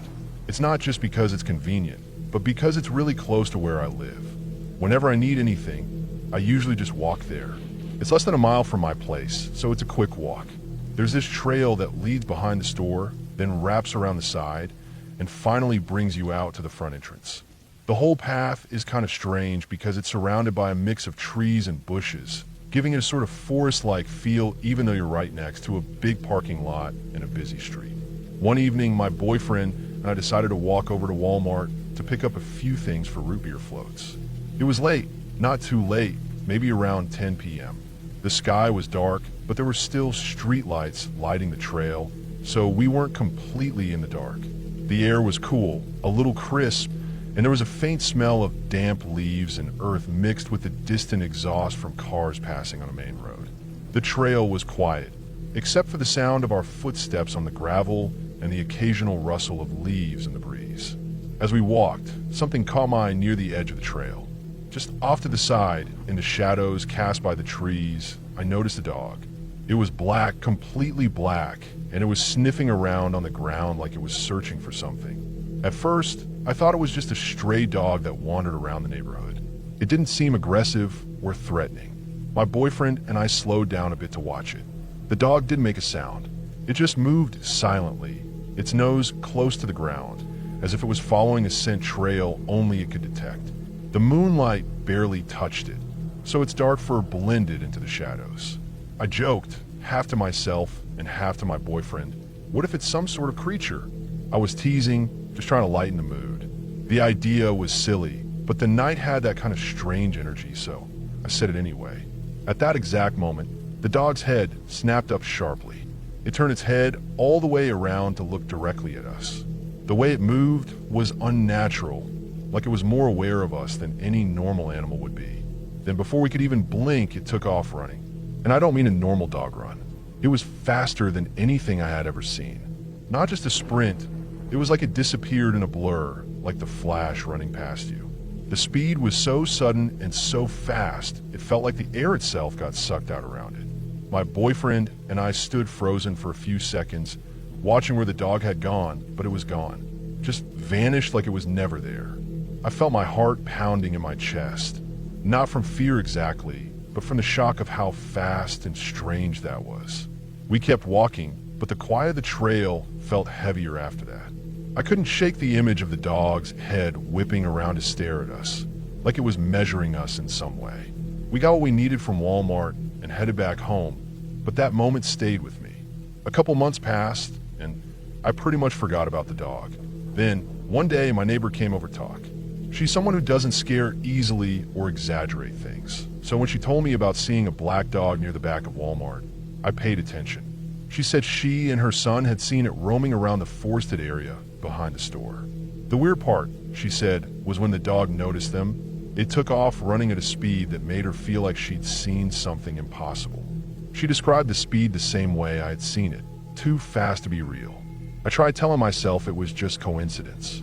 Probably a stray dog, or maybe two different dogs, nothing supernatural. But the way she described it made me uneasy. The speed wasn't something normal dogs could do. Plus, the way she described the dog's blackness, almost like it was an absence of light rather than fur, felt familiar. It was exactly what I'd felt that night. Then, a few weeks after that, my boyfriend came home from work looking unsettled. He rarely gets spooked, but this time was different. He told me he saw the dog again while walking near the trail behind Walmart. This time he was alone, and it was darker than the first time I'd seen it. He said the dog was standing still, just watching him from the edge of the trees, its eyes barely visible. He swore the dog didn't look like a normal dog at all. The blackness of its body seemed to swallow up the light around it, making it look like a void shaped like a dog. And then, without warning, it ran. The speed was the same as the other times, impossibly fast, like it vanished into thin air. My boyfriend was shaken because this dog wasn't just strange, it was something else, something beyond explanation. At this point, I was genuinely freaked out, not by the idea of ghosts or monsters, but by something that felt too real to ignore. This wasn't a dog that belonged in the neighborhood. It wasn't a normal animal. It moved like a shadow given shape, and its speed was beyond anything natural. The blackness wasn't fur. It was like looking into a hole where light didn't exist. The trail behind Walmart became a place I avoided. I still needed to go there sometimes, but I took the longer route around the front and parking lot instead. Even in daylight, the forested edges of the trail seemed ominous. The shadows seemed deeper, the silence heavier. When I closed my eyes, I could still see the dog's head turned toward me, that cold, dark gaze staring out of nothingness. I started noticing little things too. Sometimes when I was outside at night near my house, I'd catch glimpses of black shapes moving quickly just out of the corner of my eye. They were gone before I could fully see them, but the feeling of being watched stayed with me. I never saw the dog near my house, but I felt like whatever it was could be anywhere nearby. I don't think it's a ghost or a demon. I think it's some kind of animal, or maybe something that looks like an animal but isn't. It blends into the darkness and moves like nothing else can. I try to research strange black dogs or animals that can move that fast, but there's nothing that really fits. The most unsettling part is how it never made a sound. No growls, no barks, no footsteps, just silence and speed. It was like it wasn't just running, but tearing through the air, almost like it was slipping between worlds or something. I know that sounds crazy, but the way it looked and moved didn't match anything real I've seen before. After the last sighting, I stopped walking near that trail at night altogether. I tell myself it's safer. I don't want to risk running into whatever that thing is. It's not friendly. It doesn't want to be seen. But I also can't stop thinking about it. Like it's waiting, watching from the shadows. It feels like it's part of the darkness itself. Something made from the absence of light. Now, every time I walk near the edge of the forest, I hold my breath and look carefully into the shadows. The dog might be out there, watching again, waiting for the next time it can run like a flash, disappearing into the night faster than any I can follow. And maybe, just maybe it's not alone.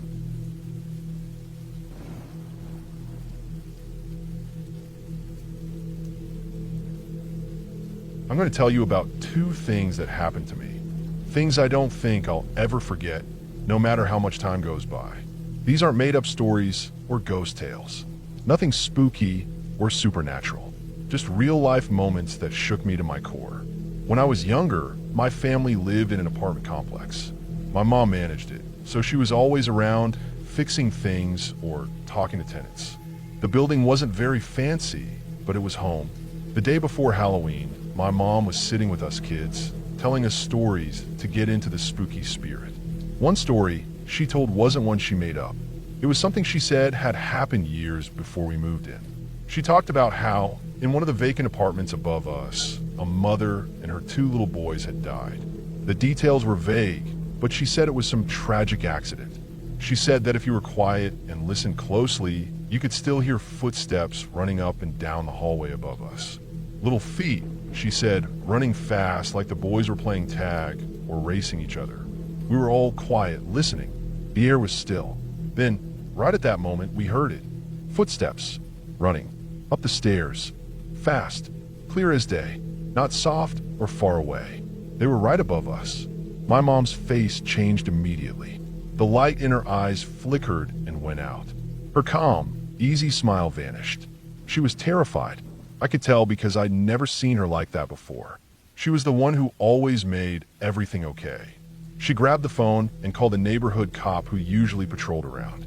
Then she called one of the maintenance guys who was on duty. They said they'd come check it out. I stayed back with my younger siblings, heart pounding so loud I thought they might hear it from down the hall. After what felt like forever, the cop and the maintenance guy came back. They had found a woman and 2 small children inside that vacant apartment.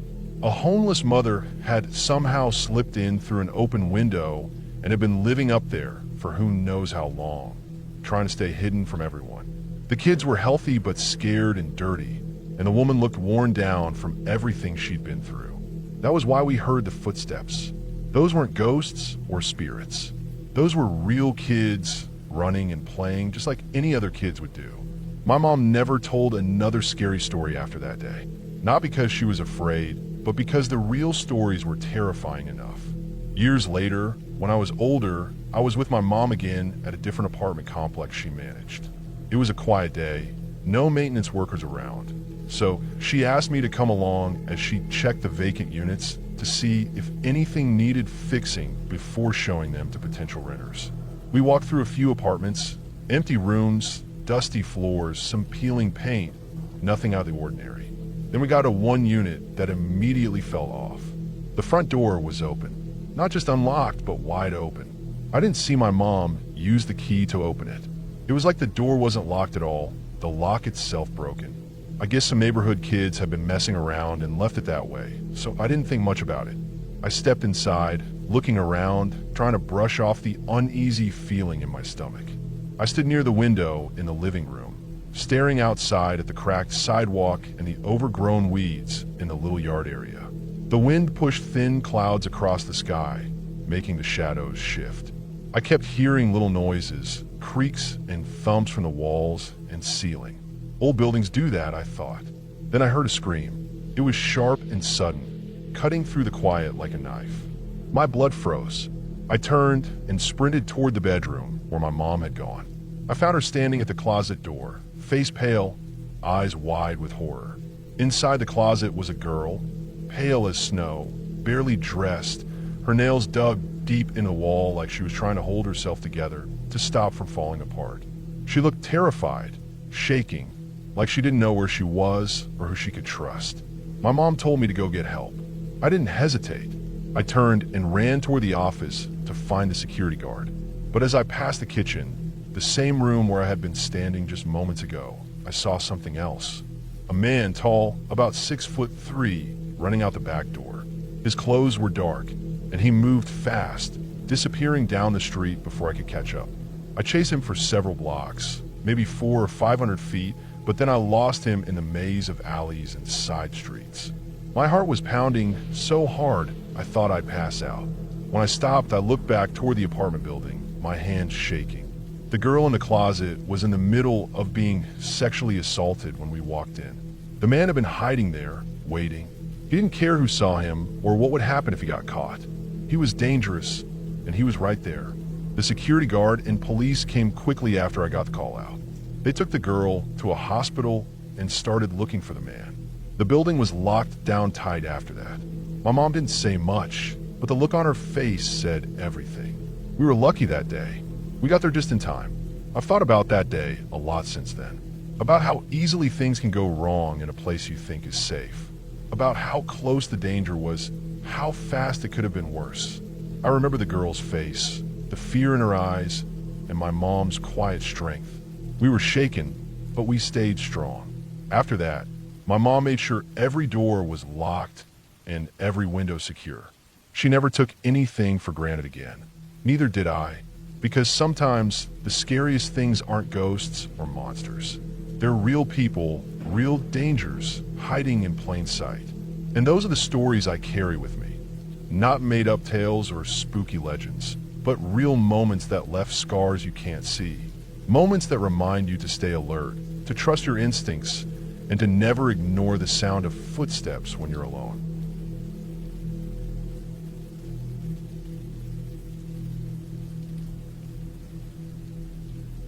I'm laying there in bed with Jay, my boyfriend at the time. The room is dark, the only light coming faintly from the street lamp outside, casting long shadows on the walls.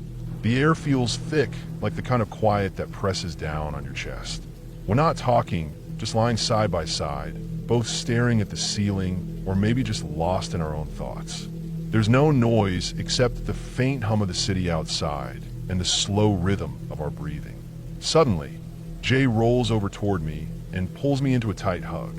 His arms wrap around me strong, and I hug back without hesitation. Usually, that kind of contact feels safe and warm. Jay's always been a warm person. But this time, as soon as he grabs me, something inside me shifts. It's like a cold wave hits my whole body from the inside out. If I weren't lying down, I might have fallen over. It's a sudden rush of panic, but not like the panic attacks I've had before. This feeling is deeper, heavier. It's more than fear. It's dread so sharp I can't ignore it. The room feels colder too. Not just physically cold, but like an icy weight pressing down on my skin. I look around, even though my eyes are struggling to adjust to the dark. My gaze lingers on the far corner of the room, and I feel something. Not something I can see, but something I can feel, like a thick presence waiting there. It's not a normal kind of fear. It's an evil feeling. I can almost sense it watching us, like when you know someone is just behind you, but they're silent. My heart pounds faster, and I squeeze Jay's arm harder. The warmth from his body is supposed to help, but it doesn't. I feel frozen, like a block of ice surrounded by flames. I swallow hard and manage to say, "Jay, do you feel that?" He pauses for a moment, then nods. "Yeah, I feel it. It's cold and wrong." The whole thing happens so fast. Maybe 30 seconds, maybe a minute. Jay gets out his phone and calls his friend Matt, who's studying to be a youth pastor. I get up, shaking a little, and turn the lights on in the room. The sudden brightness pushes back the darkness, but the feeling doesn't completely go away. It's still there, lurking near the corner, just less obvious. I crawl back into bed, and Jay puts Matt on speaker. We close our eyes and listen while Matt prays over the phone. His voice is steady and calm, but I can tell he's feeling something too. The words feel like they fill the room with light, pushing against the heavy cold. I try to focus on the prayer, repeating it in my head, willing the feeling to leave. When Matt finishes, the room does feel lighter. The cold is gone. But then Matt asks if we were talking during the prayer, and we say no, we were quiet the whole time. He tells us he heard a deep, gravelly voice on the line telling him to stop, and that the evil feeling was so strong it nearly overwhelmed him. That's when I realized this wasn't just a bad nightmare or my imagination. Something real, something awful was in that room with us. Jay freaks out and drives straight home. I'm left alone, scared and confused. I go to my dad's room to tell him what happened, but he just mumbles about having a gun and says he'd shoot if it were there. That doesn't help. I'm left wondering why it came at all. It never returned, never made a noise or moved anything, never did anything except bring that cold, crushing fear into the room for a moment. What was it after? Why did it choose that night, that place? I don't have answers. All I know is that I don't want to feel that way ever again.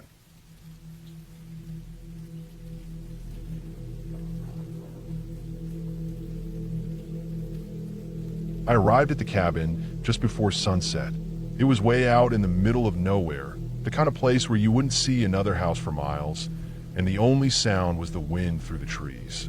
The road to get there was long and winding, a narrow dirt path that snaked through thick woods, making me wonder how anyone even found the place without directions. I had booked it through Airbnb as a quiet getaway, hoping to escape the noise of the city and the pressure of everyday life. The pictures online showed a cozy wooden cabin with a stone chimney, surrounded by tall pines and a small clearing. It looked perfect. When I got out of my car, I felt the coolness of the air hit me immediately. The forest smelled fresh, a mix of pine and damp earth. The cabin itself was old but well kept. The wood was dark and weathered, with some moss growing on the roof. I could see a little porch with a couple of chairs and a small table. The door was unlocked, just as the host had promised in their instructions. I stepped inside and immediately noticed the quiet. No sounds from the outside, no neighbors, nothing but the soft creaks of the wooden floor beneath my feet. Inside, the cabin was simple but comfortable. There was a small kitchen area with basic appliances, a table with a few chairs, a living room with a couch and a wood stove, and a bedroom at the back. The furniture was rustic but clean, the kind that made you feel like you were somewhere special, not just another rental. I unpacked my things, then took a quick look around. Everything seemed to be in order, and I was glad I had brought a few groceries since the nearest store was supposed to be miles away. As night began to fall, I lit a fire in the stove and settled on the couch with a book. The cabin was cozy, the fire crackling and the shadows dancing on the walls. Outside, the darkness settled deep and thick, the kind that makes you realize how far you are from the world. I kept the lights on in the living room and the bedroom, trying to push away that strange feeling that comes with being alone in the woods. After a while, I decided to check out the small guest book I found sitting on the kitchen table. It was a plain notebook with a leather cover, old but well cared for. The pages were filled with neat handwriting from previous renters. Most of the entries were normal. People talking about how beautiful the area was, how peaceful their stay had been, and recommending the cabin to others. Some described hikes they had taken or wildlife they had seen nearby. I read through a few, smiling to myself at the idea that so many strangers had passed through this quiet place before me. Then, as I flipped further into the book, the tone of the entries began to shift. Several pages were filled with notes from people who said they had woken up in the middle of the night feeling like someone was watching them. One person wrote about waking up and seeing a shadow at the foot of their bed, just standing there, silent and still. Another said they had felt a presence in their room, but never saw anyone.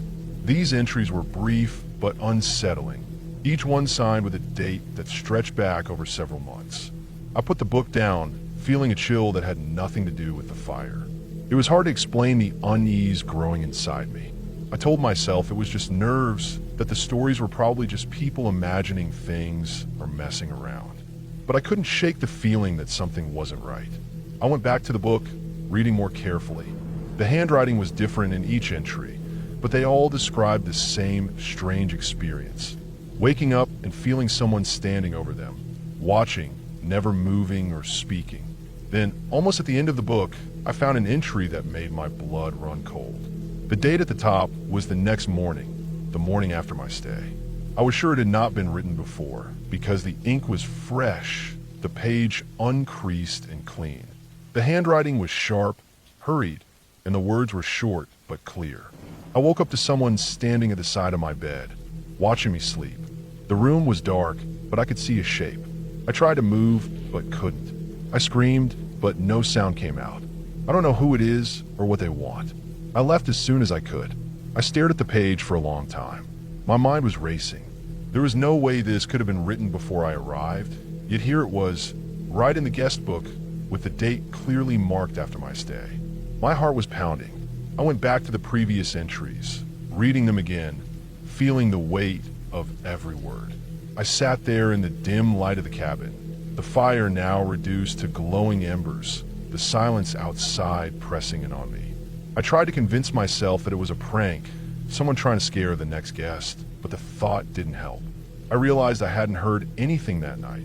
No noises, no footsteps, nothing. But the idea that someone might have been in the cabin, watching me without my knowledge, was terrifying. I packed my things immediately. The air felt thick, like it was closing in on me. I didn't stop to grab anything extra. I just locked the door behind me, got in my car, and started the long drive back the way I came, my headlights cutting through the darkness of the forest road. I kept glancing in the rearview mirror, expecting to see something there, but there was nothing. On the drive back, I couldn't stop thinking about the guest book and the people who had written those entries. Who were they? Had they been telling the truth? And who had written that final entry, dated after my stay? I thought about calling the host, but I didn't want to explain what I had found. I wasn't sure if they would believe me, or worse, if they were involved. When I finally got home, I didn't tell anyone where I had been or what I had found. The cabin was supposed to be a quiet place to get away, but now I couldn't stop thinking about the feeling of being watched, the stillness of those shadowy shapes, and the words written in the guest book. I never stayed in another remote cabin after that. I couldn't forget the way the air had felt heavy in that place, like there was someone else there, just out of sight. And no matter how hard I tried, I couldn't get the image of those words, the ones written for the guest who came after me, out of my head. The thought that someone else had gone through the same fear, and that they might have been right there, watching me, was more real than any ghost story. It was the kind of fear that stays with you because it makes you question what's really safe, what's really real, and whether some places are better left alone.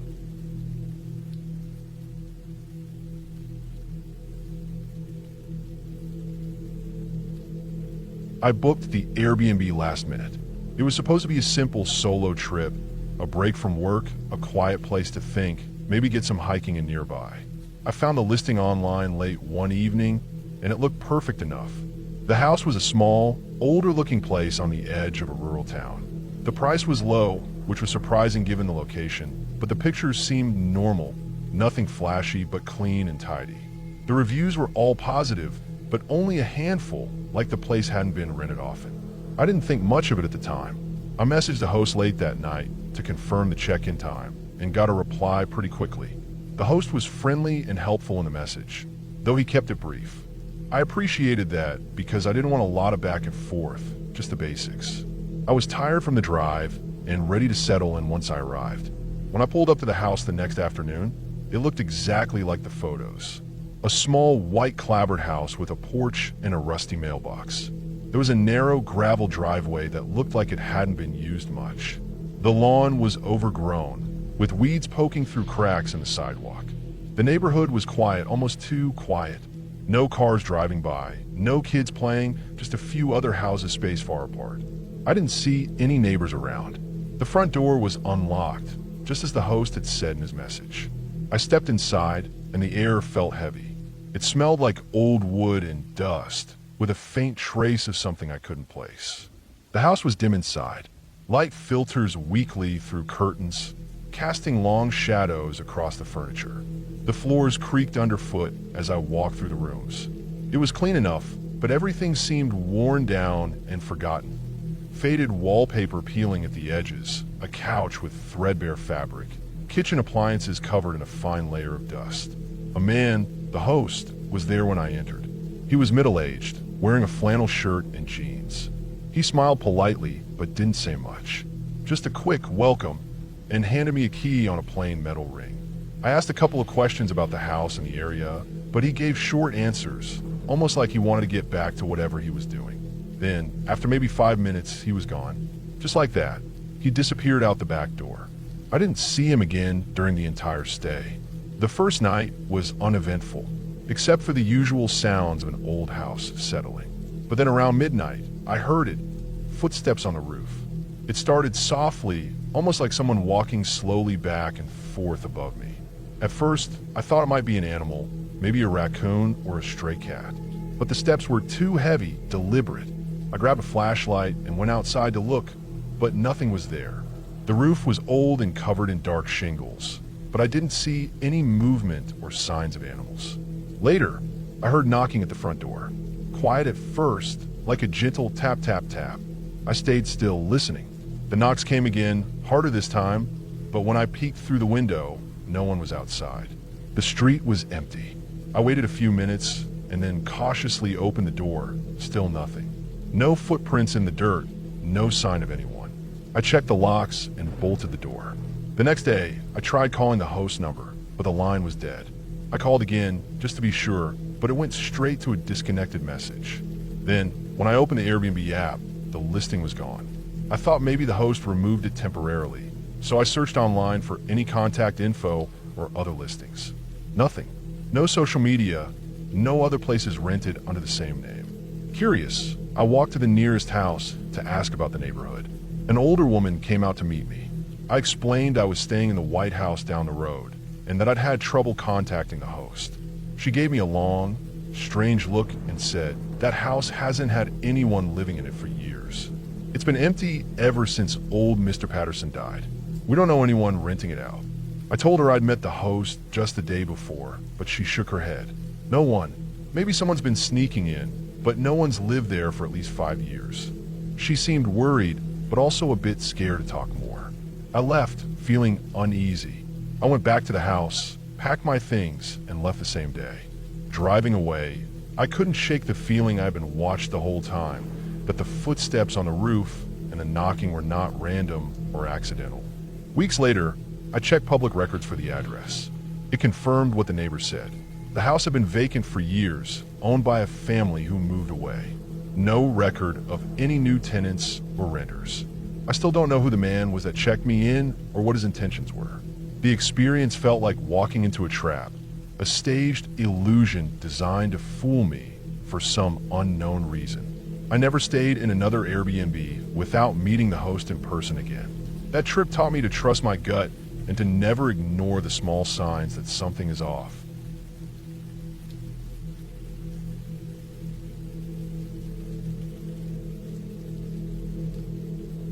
I never thought a simple weekend trip with my friends would turn into something so unsettling, but it did.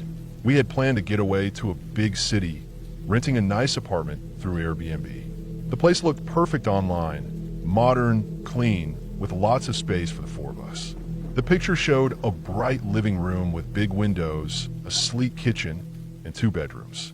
It was in a busy part of town, close to restaurants and nightlife, which was exactly what we wanted. We were all looking forward to some fun and relaxation away from our usual routine. When we arrived late Friday afternoon, the host greeted us briefly and handed over the keys. The building was old but well maintained. The elevator smelled faintly of cleaning chemicals, and the hallways were a little narrow, with the usual city noise coming from outside. We stepped inside the apartment, and at first, everything seemed just as the pictures had shown. The walls were painted a soft gray, and there was modern furniture, a big flat-screen TV, and a dining table that could seat all of us. It felt like a good place to spend the weekend. We started unpacking, throwing our bags onto the beds and couches. Everyone was chatting and laughing, already relaxed. The kitchen was stocked with some basic supplies, coffee, sugar, some spices, and the bathroom was clean with fresh towels. I was staying in the smaller bedroom near the back, while the other 3 took the larger bedroom and the living room couches. The apartment felt secure, the door locked firmly behind us. About an hour after we had settled in, one of my friends, Lisa, went into her bedroom to unpack her things. She's the kind of person who notices little details that most people don't. While arranging her clothes in the closet, something caught her eye on the ceiling near the door, a smoke detector. Nothing unusual, right? But as she looked closer, she noticed a tiny black circle inside it. It wasn't like a normal smoke detector sensor. This looked like a small lens. She called me over quietly.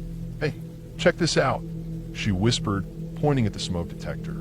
At first, I thought she was joking, but when I got closer and looked up, I could see what she meant. There was definitely something that didn't belong there, a tiny lens, almost like a camera, hidden inside the smoke detector's clear plastic cover. My heart started beating faster. I'd heard stories about hidden cameras before, but I never thought I'd find one in a place I was staying. We didn't want to panic, so we pulled out our phones and searched online for what it could be. There were enough photos of hidden cameras disguised as smoke detectors to confirm our suspicions. This wasn't just an accident or some weird fixture. It was a camera built to watch us without us knowing. We quickly told the others and showed them. They were shocked and a little scared. We debated what to do next. The first thing that came to mind was to call the police. It felt like an invasion of privacy on a serious level. We didn't want to risk messing with the evidence by touching anything more than we had to. Lisa took some pictures of the lens with her phone, making sure to get clear shots from different angles. We called the local police department and explained the situation as calmly as we could. The dispatcher said they would send someone to check it out. About 20 minutes later, 2 officers arrived. They were professional and serious, asking us to show them the smoke detector with the lens. They examined it carefully, then took it down for inspection. They told us to stay in the living room while they searched the apartment. After about an hour, the officers returned with more news. They had found several more hidden cameras in the apartment. One was inside a small clock on the kitchen wall, another disguised as a USB charger in the living room, and a few tiny lenses hidden in vents and light fixtures. All of them were connected to some sort of recording device tucked away in a cabinet. The police told us that the host was suspected of illegal surveillance and that they would investigate further. They assured us that our safety was their priority and said it was good that we found the cameras early. They explained that it was a serious crime to secretly record people in private spaces, especially when those people had rented the place and expected privacy. We were all shaken. The thought that someone had been watching us, or could have watched others before us, was disturbing. We tried to imagine how long these cameras had been there, who else might have been recorded, and what the host's intentions were. We kept looking at each other, wondering if this nightmare was real or just some bad dream. The officers took statements from each of us and gathered the cameras as evidence. They promised to keep us updated. We canceled the rest of our weekend at that apartment and found a hotel nearby. It wasn't the getaway we wanted, but at least we felt safer. Later that night, I kept thinking about what had happened. It was hard to relax, knowing that someone had planned this secret surveillance. The police told us that the host was arrested for illegal surveillance, and the case was being handled seriously. It made me realize how careful you have to be when renting places. No matter how nice and trustworthy a listing looks, you can never be sure who you're really dealing with. The experience left me with a lasting sense of caution. I'm still shaken thinking about how close we were to being completely exposed in what should have been a private space. It made me more aware of the little things in places I stay, and I always check smoke detectors, clocks, and chargers now. That weekend taught me a harsh lesson about trust and privacy. The city trip didn't go as planned, but at least we caught it early before anything worse happened. The host faced charges and lost their ability to rent out the apartment again. The police used the camera's recordings to investigate further, and they found evidence that other guests had been watched without their knowledge. It was a relief to know that justice was being served.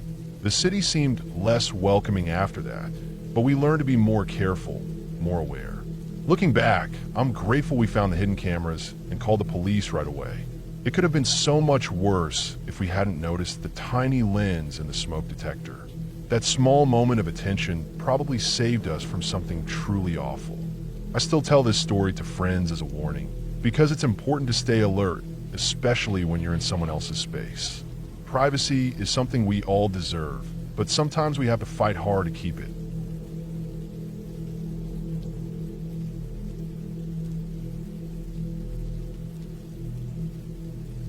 I've been camping alone in the Pacific Northwest plenty of times before. The woods out here are dense, quiet during the day, except for birds and the rustle of small animals. And they're big enough to lose yourself if you're not careful. I like the isolation. It helps me clear my head. But this trip, well, it didn't go like the others. I set up my tent in a small clearing surrounded by tall pines. The forest floor was thick with needles, and the air smelled damp and earthy. It was late September, so the nights were chilly, but not freezing. I had my gear all ready: sleeping bag, stove, some canned food, water, a small first aid kit, a flashlight, and a hatchet I always carried for protection and chopping firewood. The first day went smooth. I hiked in about 5 miles from the trailhead, picked the clearing I liked, and spent the afternoon gathering wood and setting up camp. I made a small fire and cooked some kinchili. The only sounds are the soft breeze through the trees and the distant call of a crow. Everything felt normal. That night, I went to bed early, planning to get a good rest before hiking more the next day. Around 2 a.m., I woke up suddenly. At first, I thought it was the wind, but then I realized it wasn't wind at all. It was a sound, a slow, off-key whistle. It was just outside my tent, maybe 15 or 20 feet away. The tune was simple, something you could hum without much thought, but wrong somehow, like someone who couldn't quite carry a tune but kept trying. The whistling wasn't loud, but it stood out clearly against the usual night sounds. I froze for a moment, trying to tell if it was an animal or maybe another camper playing a prank. The whistle lasted maybe a minute, then stopped. I called out softly, "Hello," but no answer came. Just silence. I tried to convince myself it was a prank, or maybe some guy drunk in the woods, but something about it didn't feel right. The whistle was too steady, too deliberate. I lay back down, but didn't really sleep. I kept thinking about that sound. The next night, the whistle came again. Same time, same tune, but this time it moved. It circled around my tent slowly, going from one side to the other, stopping for a few seconds here and there. I could hear the whistle closer, then farther, but I couldn't see anyone. The trees blocked all views, and my flashlight didn't pick up anything unusual. I stayed still and quiet, my heart pounding, The sound kept going for about 5 minutes before it faded away. I didn't call out this time. I didn't want to encourage whoever or whatever it was. I spent most of that night wide awake, gripping my hatchet next to me. I told myself to stay calm, that it was probably just some local fool messing with campers. But the idea didn't sit well with me. The whistle was so precise, so strange. The third night, I prepared differently. I didn't want to be caught off guard again. I put my boots on and sat outside my tent with my flashlight and the hatchet. I scanned the trees around me, looking for any sign of movement. The fire had burned out hours ago, but the stars were clear above and a faint mist hung low over the ground. I checked my watch, 2:02 a.m. Then, at exactly 2:03, the whistle started again. Slow, off-key, the same tune. My flashlight swept the area toward the sound. The whistle stopped instantly. The forest was dead silent, except for the swaying of the pines in the wind. I shone the light in every direction, expecting maybe to catch a figure. Nothing. No shapes. No eyes reflecting the beam. Just trees, shadows, and the occasional snap of a twig far away. I waited, flashlight steady in my hand, but the whistle never came back. That dawn, I didn't sleep at all. I packed my gear in a hurry and started hiking back to the trailhead. The trail was long, 14 miles to the road, but I didn't stop for anything. No water breaks, no resting. Every rustle in the bushes, every crack of a branch made me tense up. I kept looking over my shoulder, half expecting to see someone following me. I didn't. When I finally reached the road, I didn't even check my phone. I just got in my car and drove away as fast as I could. For months afterward, I couldn't get that whistle out of my head. It haunted me, not in a nightmare way, but more like a warning I couldn't understand. 2 years later, I was scrolling through news articles online when I saw a story about a missing hiker in the exact area I had camped. The hiker had gone out alone and disappeared without a trace. Search teams found no clues, no gear, no signs of struggle. The only odd detail was a witness who said they heard someone whistling late at night in the forest the night the hiker vanished. The article didn't say much more. No suspects, no explanation. I closed my laptop and sat back, feeling a cold knot in my stomach. That whistle wasn't just a prank or a random sound. It was something real, and it meant trouble. I haven't been back to those woods since.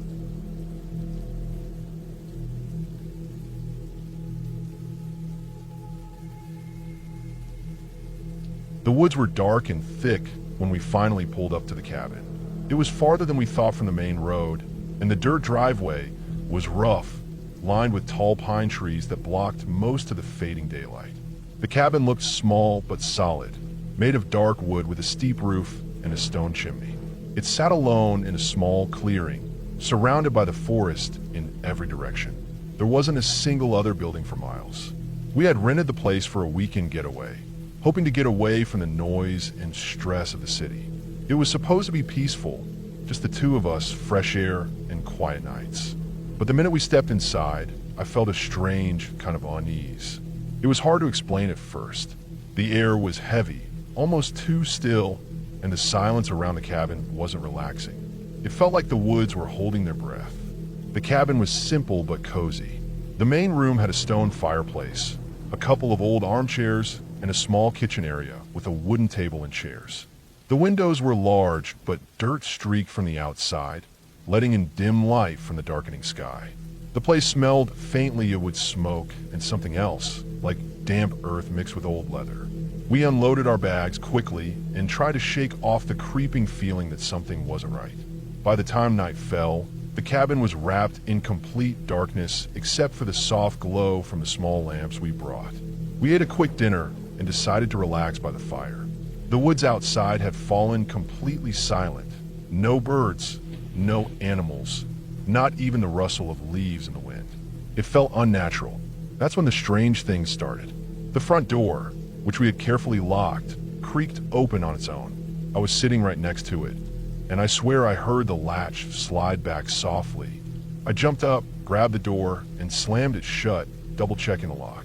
My partner laughed it off, saying maybe the cabin was settling or the wind was strong enough to nudge it. But the windows were all closed tight, and outside the air was still. There was no wind. Later, as we sat in the living room, the lights started to flicker. Not just a quick blink, but a slow dimming and brightening that repeated over and over. The old wiring probably, I told myself. Still, the flickering made the shadows in the corners of the room stretch and shrink in a way that made me want to look away. My partner fiddled with the light switches, but the flickering didn't stop. It was cold too. Not just cold like the temperature outside, but a sudden chill that blew across my neck like a quick breath. I would feel it every few minutes, a soft, icy gust that came from nowhere. I tried to ignore it, but every time it happened, I would glance around, half expecting someone to be standing behind me. There was never anyone. We both felt tired, but couldn't fall asleep. Every time I closed my eyes, I heard a creak or a soft thump from somewhere inside the cabin. My partner was on their phone, scrolling through the camera feed we set up outside, just for fun, to keep an eye on the woods. That's when we saw it. Shadows, moving slowly, creeping around the perimeter of the cabin, just beyond the trees, but never close enough to see any figures or faces. We watched for hours. The cameras were clear enough to catch movement, but blurry enough that you couldn't make out details. The shadows shifted behind bushes, slipped between trees, circled the cabin more than once. The weird part was the cameras only covered the outside of the cabin. There was no sign of anyone actually coming onto the porch or near the windows. No footprints in the dirt or snow. Nothing disturbed except those dark shapes. We checked the entire cabin for signs of forced entry or any way someone could hide. Nothing. All the doors and windows were locked and intact. The floorboards didn't creak under any weight. It was like the shadows were moving in a way that didn't belong to a person. At one point, I went outside to look around, trying to catch a glimpse of whatever was moving in the woods. The moon was high, and the forest seemed calm, almost peaceful under the silver light. But every step I took, I felt like I was being watched. The silence was deafening. No animals, no insects, no wind. Just me and the tall trees.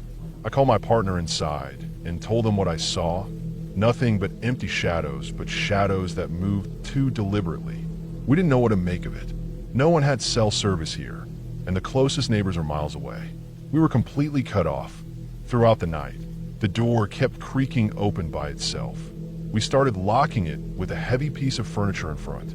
The lights kept flickering. The cold breath kept blowing over us, and the shadows on the cameras kept moving. It wasn't a ghost or spirit, at least not in any way I understood. It felt too real, too physical, like something was out there watching, testing us, but never stepping into the light. Morning came slow and gray, and the sun barely broke through the thick canopy of trees. We packed up quickly, eager to leave.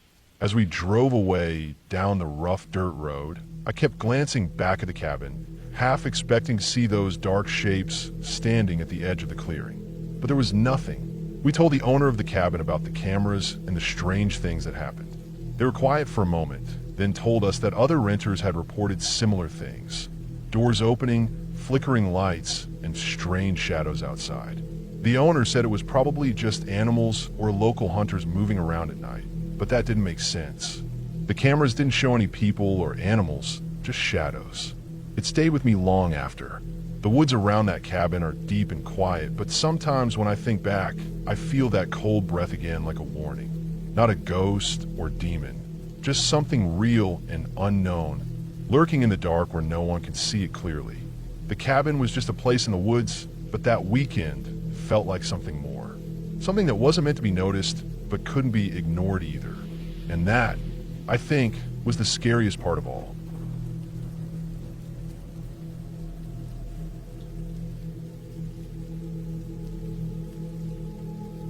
I set out early that morning, alone, with my backpack tied on my shoulders and my boots crunching on a gravel trail. The Adirondacks had always been a place I could get lost in, both in the woods and in thought. I wasn't on a big mission or anything, just needed to get away from the noise of the city and clear my head. My plan was to hike a few miles on a well-marked trail I'd done before, but then I saw it, an old logging trail branching off quietly into the trees. It wasn't on my map, and it looked rough, like nobody had been down in decades. But something about it pulled me in. I figured, why not? It was early, the sun was high, and I was alone with nothing but time. So I left the main trail and started down the logging path. The trees were thick and tall, the sunlight dappled through the canopy, and the smell of pine and damp earth filled the air. The trail was uneven, strewn with roots and rocks, and sometimes faded under a carpet of dead leaves. It felt like stepping back in time. For about an hour, I kept walking. The trail wound deeper into the forest, sloping gently downhill, and I noticed the signs of old logging operations. Rusted spikes hammered into trees, broken down machinery parts half buried in moss, and stacks of weathered logs that looked like they'd been left to rot decades ago. There was a quiet calm in the woods, a kind of timelessness. I heard a woodpecker tapping somewhere high up, and the faint chirp of a bird nearby, the occasional rustle of a squirrel darting through the brush. But then, after about an hour, something changed. The forest went completely silent. I stopped and listened. No birds, no insects buzzing, no wind whispering through the branches. Nothing but the muffled sound of my own breathing and footsteps. The silence was so thick it almost felt like a weight pressing in on me. My skin prickled. I checked my watch, 2:17 p.m. I told myself it was just a quiet moment. Maybe the birds had stopped singing for a second, but the silence stretched on and on.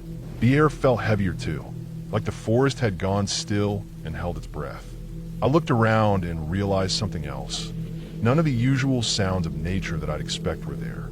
The normal background noise that makes a forest feel alive was gone. I tried to shake off the feeling, but a knot of unease grew in my stomach. I decided to turn back. I'd gone far enough. Besides, the trail wasn't on my map, and I didn't want to wander too deep.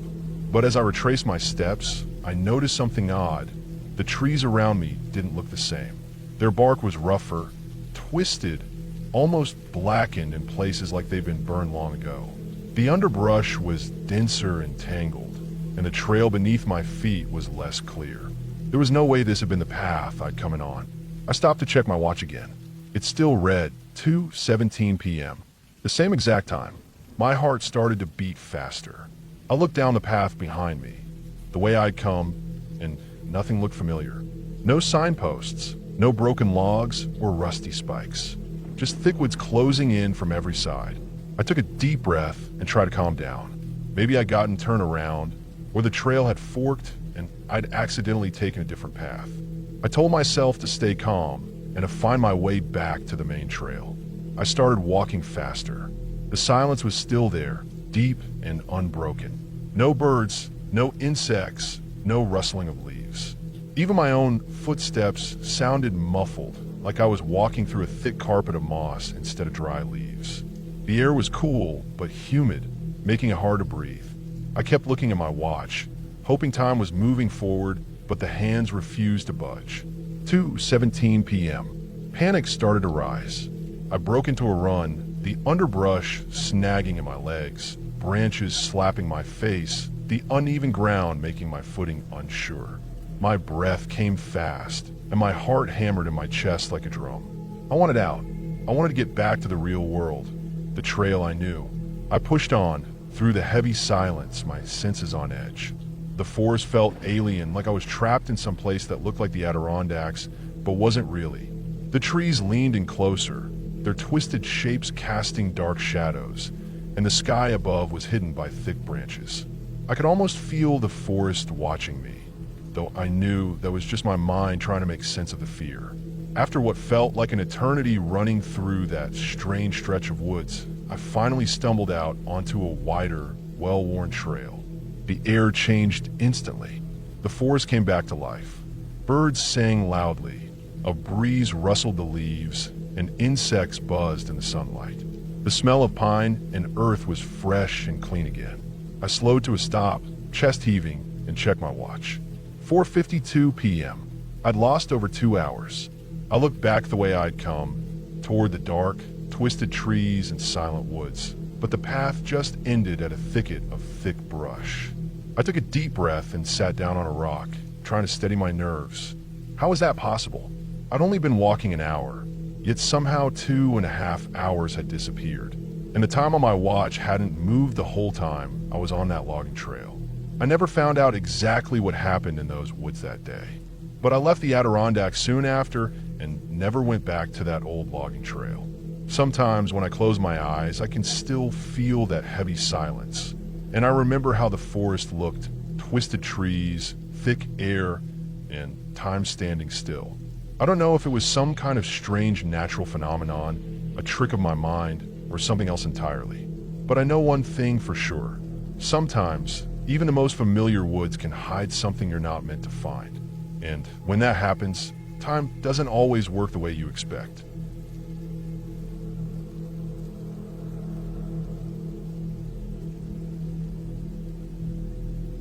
I rented the Victorian-style Airbnb for a weekend getaway, wanting something different from the usual modern hotels. The house was old, with creaky wooden floors and tall windows framed by heavy curtains. Outside, the garden was overgrown, wildflowers and weeds tangled in the stone path. The whole place had a faded charm, like it was holding on to memories from another time. The owner had warned me that the house was old and the plumbing was a bit unpredictable, but I thought that just added to the character. The first day passed uneventfully. I unpacked my things slowly, making the place feel a little more like home. The living room had antique furniture covered in dust and a large fireplace with a cracked mantel. The kitchen was tiny but workable, with old cabinets and a fridge that hummed louder than I expected. Upstairs, the bedroom was modest but cozy, with a canopy bed draped in thin lace curtains that fluttered slightly when I opened the window. The bathroom was down the hall, narrow and lined with white tiles, yellow by time. A big mirror hung over the sink, its edges slightly foggy with age. That first night, I went to the bathroom to wash my face before bed. The light above the mirror flickered a little, and the tiles were cold under my fingers as I splashed water. When I looked up, I caught a glimpse of something strange. In the mirror, just out of the corner of my eye, I thought I saw a woman's face staring back at me. She had pale skin and dark, sad eyes that seemed to look right through me. It wasn't my reflection. I blinked and looked again. Nothing, just my own tired face. I shook it off, thinking maybe I was just tired or the shadows were playing tricks on me. But later that night, when I brushed my teeth, the face was there again. It appeared so briefly that I couldn't tell if it was a trick of the light or something else. Each time I turned quickly or blinked, the face vanished. It never spoke, never moved, just stared silently. I didn't tell anyone. I didn't want to seem crazy or ruin my weekend. Over the next day, I tried to avoid the bathroom mirror as much as possible. I found myself washing my face in the kitchen sink or just rushing through the bathroom. The house felt colder somehow, like the air had gotten thicker around that small room. I heard creaks and taps in the walls, but that was to be expected in a house this old. Still, I had a strange feeling I couldn't shake, like something unseen was watching me. Curiosity finally got the better of me. I decided to ask the Airbnb host about the house's history. I sent a message through the app, carefully worded to avoid sounding too suspicious. The host replied quickly, telling me that the house had been their family for decades and had a few previous tenants over the years. Then, almost casually, they mentioned that the last tenant had died mysteriously in the bathroom. That caught me off guard. They didn't give details, just said it was a sad accident, nothing violent or scary, but the tenant was found there one morning and nobody quite knew what happened. No one had stayed in that room since, until I booked the place. The bathroom was cleaned up and fixed, but the story stuck around. After reading that, I started looking more closely at the mirror and the bathroom tiles. There was a small stain near the baseboard, almost like something had been cleaned but left a faint mark. The air in the bathroom felt heavier, almost damp, and I noticed the smell, faint but unpleasant, like mildew mixed with something else I couldn't identify. It wasn't enough to make me leave immediately, but it made me uneasy. That night, I was reluctant but needed a shower. I turned on the water and waited for it to warm. When I stepped in, the water hit my skin, warm and soft, but the room felt tight, like the walls had closed in a little. I tried not to look in the mirror. Then, as I finished, I caught movement. The woman's face was there again, in the mirror. This time, she looked different. Her eyes were wider, her lips parted as if she wanted to say something but couldn't. I blinked hard and turned around quickly. Nothing. I wrapped myself in a towel, and sat on the closed toilet lid, breathing heavily. The feeling wasn't fear exactly. It was more like sadness, heavy and slow, like the house itself was mourning. I remembered the host's words about the tenant's mysterious death. I wondered if she'd been trapped somehow, stuck in that small bathroom with no way out. The next day, I tried to make sense of it all. I looked online for any news about the house or the tenant. I found a small article buried in the archives. A woman had been found dead in the bathroom of that address several years ago. The cause was unclear, ruled as accidental, but with some suspicion of natural causes or maybe an undiagnosed health issue. No foul play, no dramatic story, just a quiet, lonely death in that cramped space. Knowing that made the whole thing feel less like a haunting and more like a reminder of how fragile life can be. The face in the mirror wasn't some ghost trying to scare me.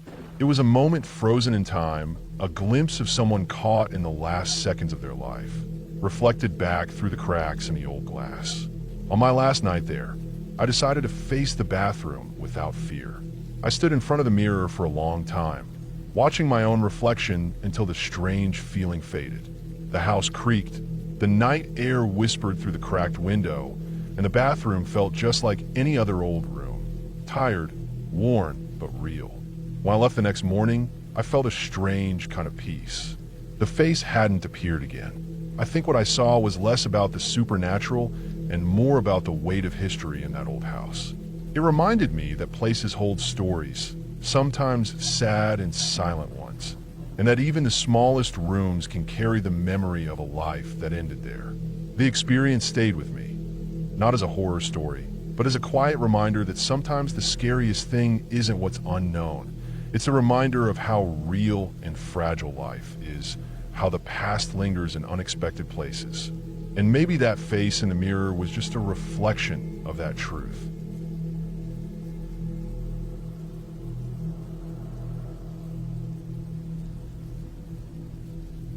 It was late October in northern Ontario, and the first snow had just started to fall the day we arrived.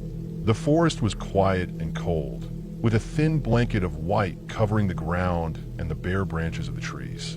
My buddy and I had planned this hunting trip for months. We both needed the break from work, and the chance to get some game before the deep freeze hit was hard to pass up. We set up our camp in a small clearing surrounded by dense pines and birches. The trees were tall and close together, blocking most of the weak daylight that filtered through the thick gray sky. We got the tent pitched just as dusk was settling in and the temperature dropped quickly. I remember the cold biting through my jacket when I stepped out of the tent to gather some firewood.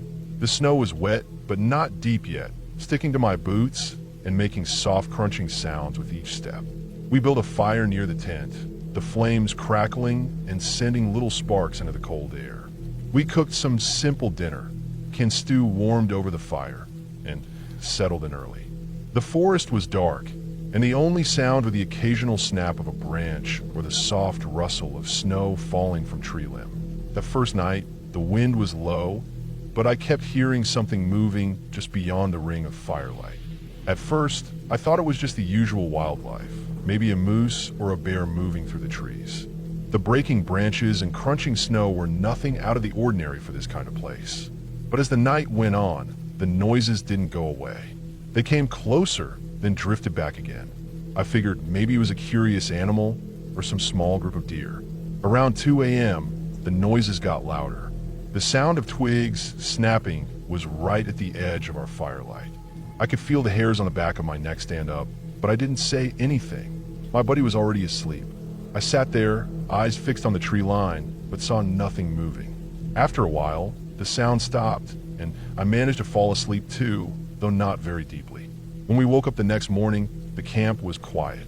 The snow had stopped falling overnight, and the sky was still heavy with gray clouds.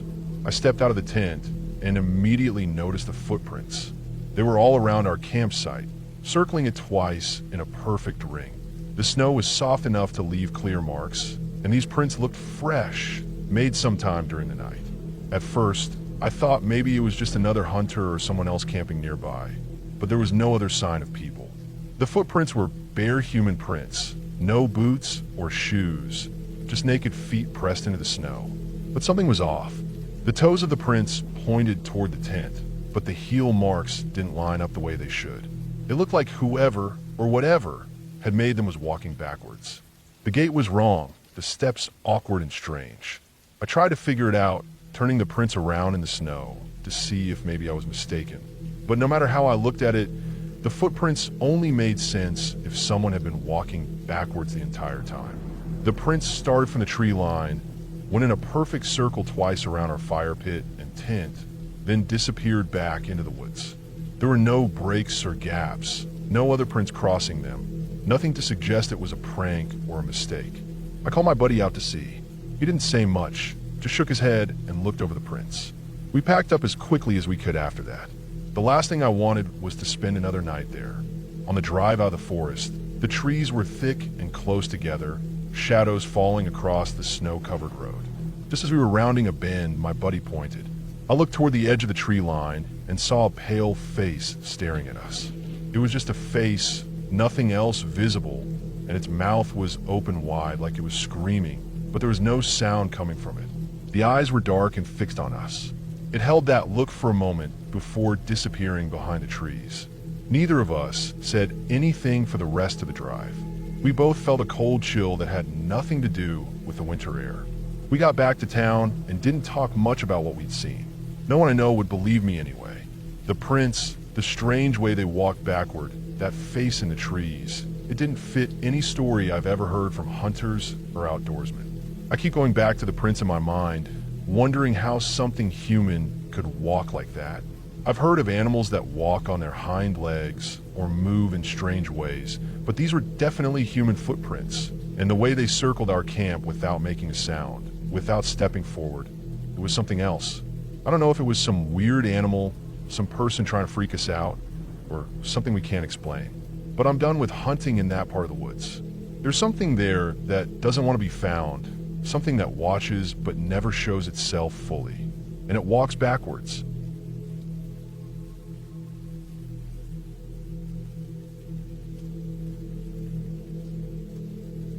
It was a late October morning when my friends and I decided to hike deep into the Pennsylvania woods. We'd all done plenty of hikes before, but this time we wanted to go farther and spend the night. The forest was thick with tall pines and oaks whose leaves were just starting to turn, yellow and orange against the gray sky. The air was crisp and a low fog hung between the trees in the early hours, but as the sun climbed, it burned off slowly. There were 4 of us, me, Tom, Sarah, and Mike. We loaded up our packs early and drove to a small trailhead on a back road that cuts through some state forest land. The trail wasn't well marked, but Tom had downloaded some GPS tracks. None of us were experts, but we'd all been out enough to know how to get by. We started out around 9 a.m., stepping on a soft bed of pine needles and dry leaves. The woods were quiet except for birds calling and the crunch of our boots.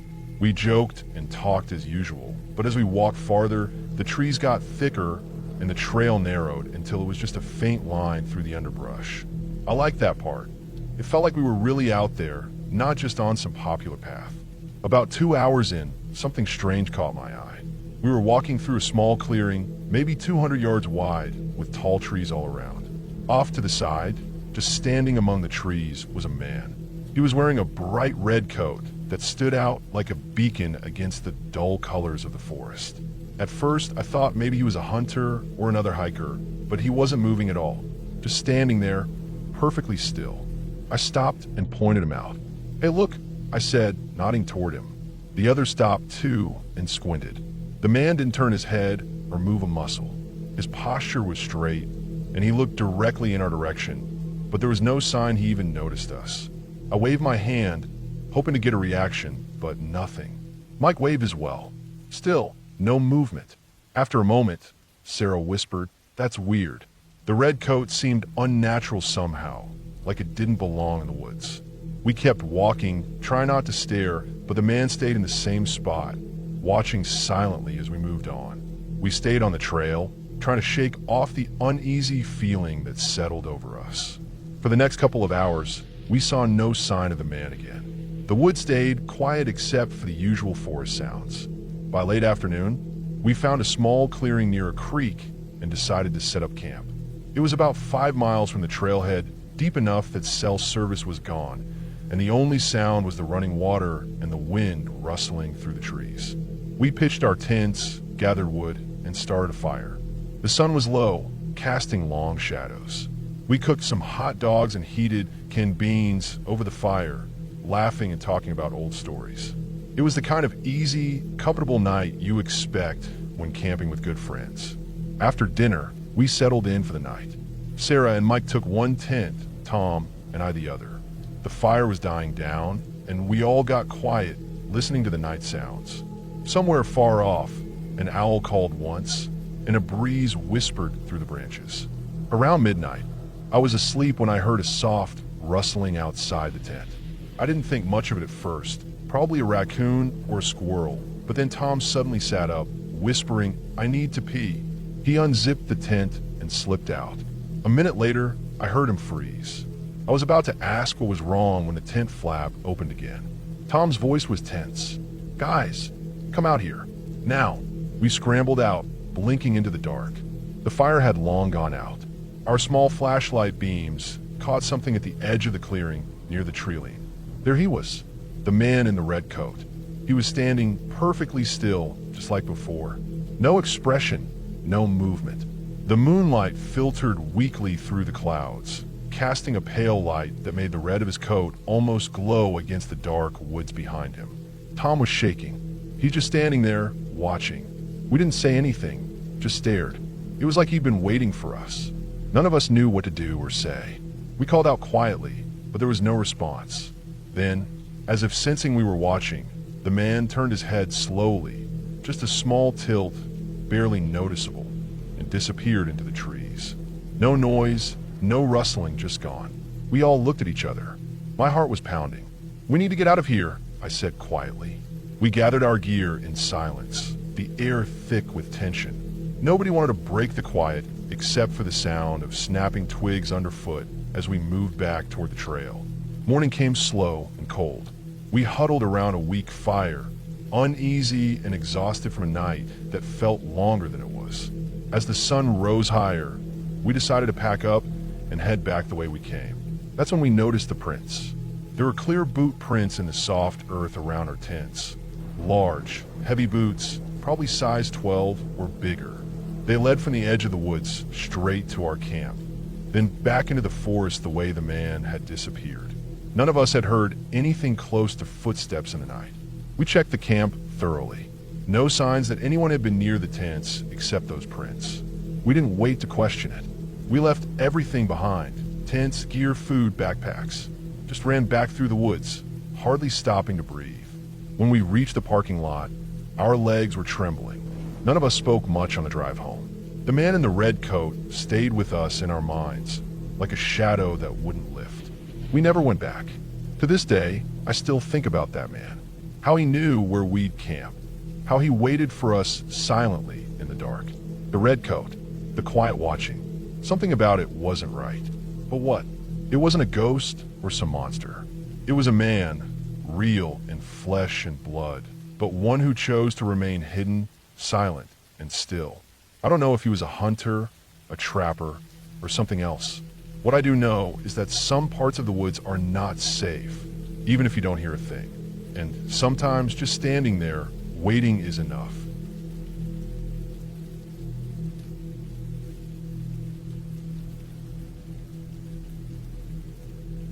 It started out like any other trip we'd planned. Just two women wanted to get away from everything for a few days and hike through the Smoky Mountains. We had backpacked together before, so we knew how to handle ourselves out there.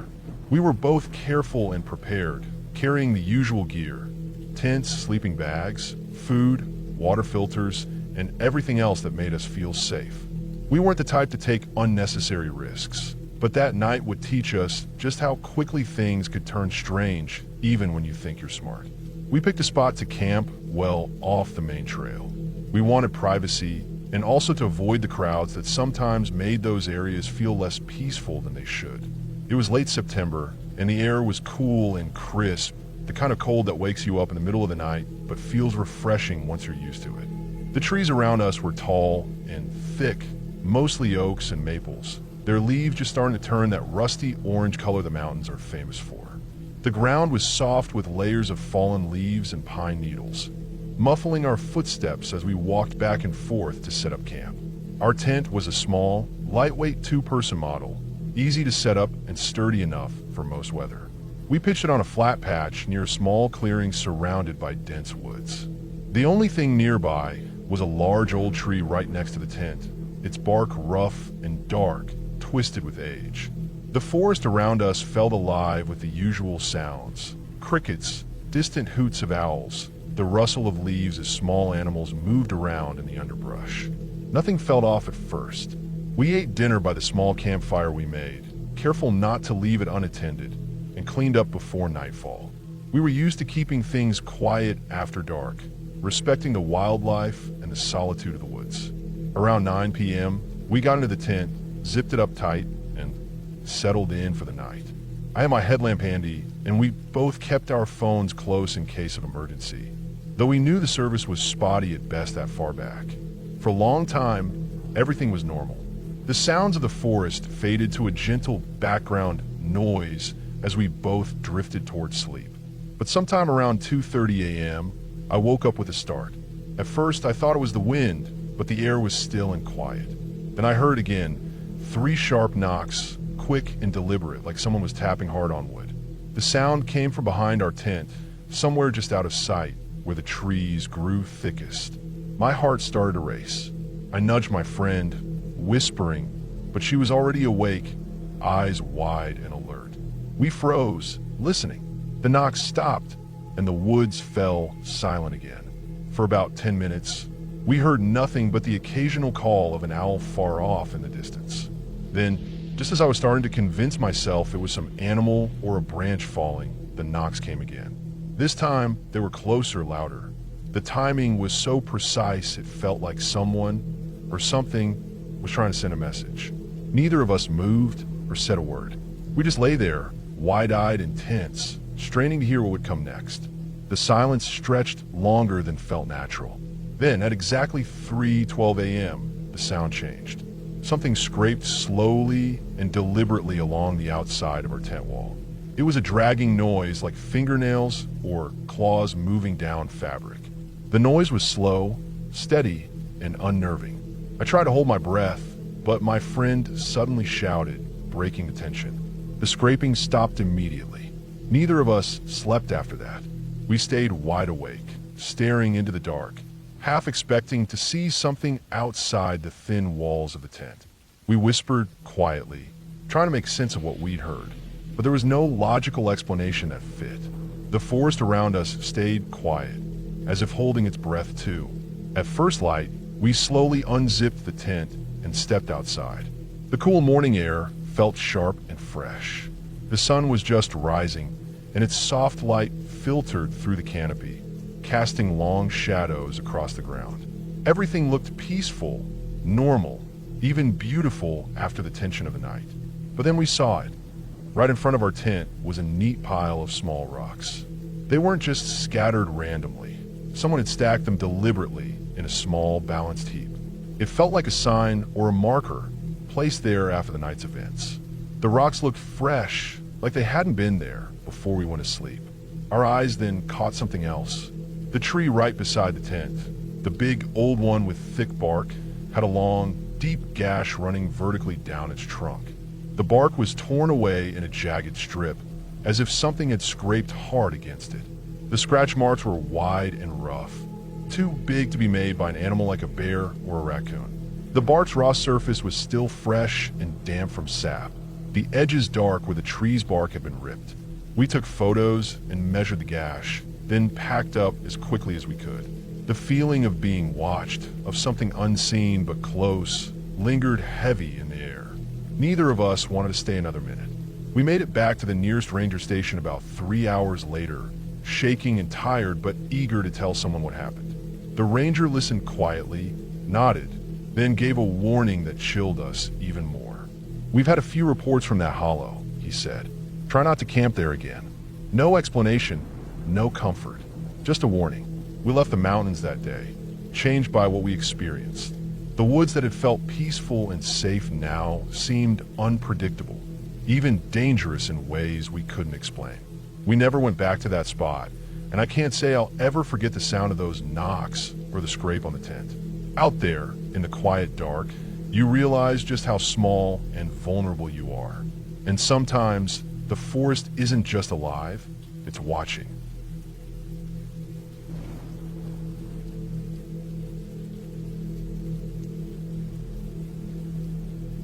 The morning was crisp when I set out for my cabin.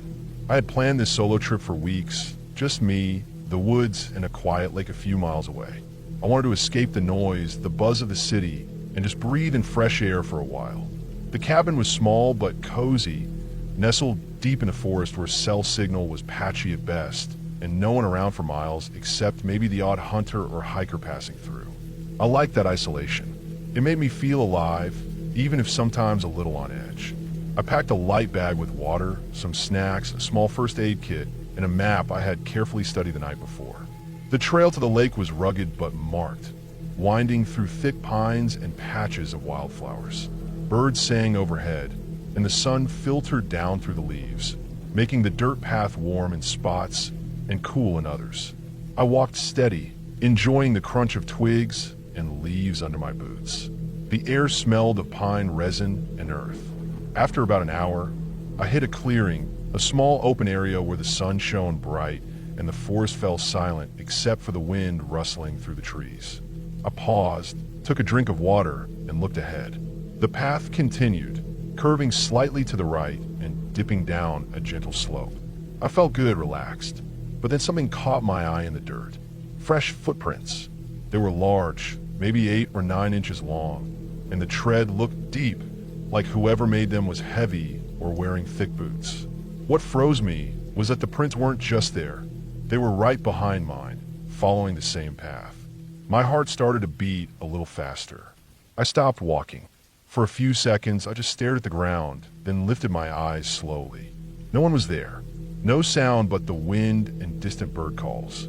I waited, standing perfectly still, hoping to see or hear something, anyone. But nothing came. No footsteps ahead, no snapping branches, no voices. Just silence.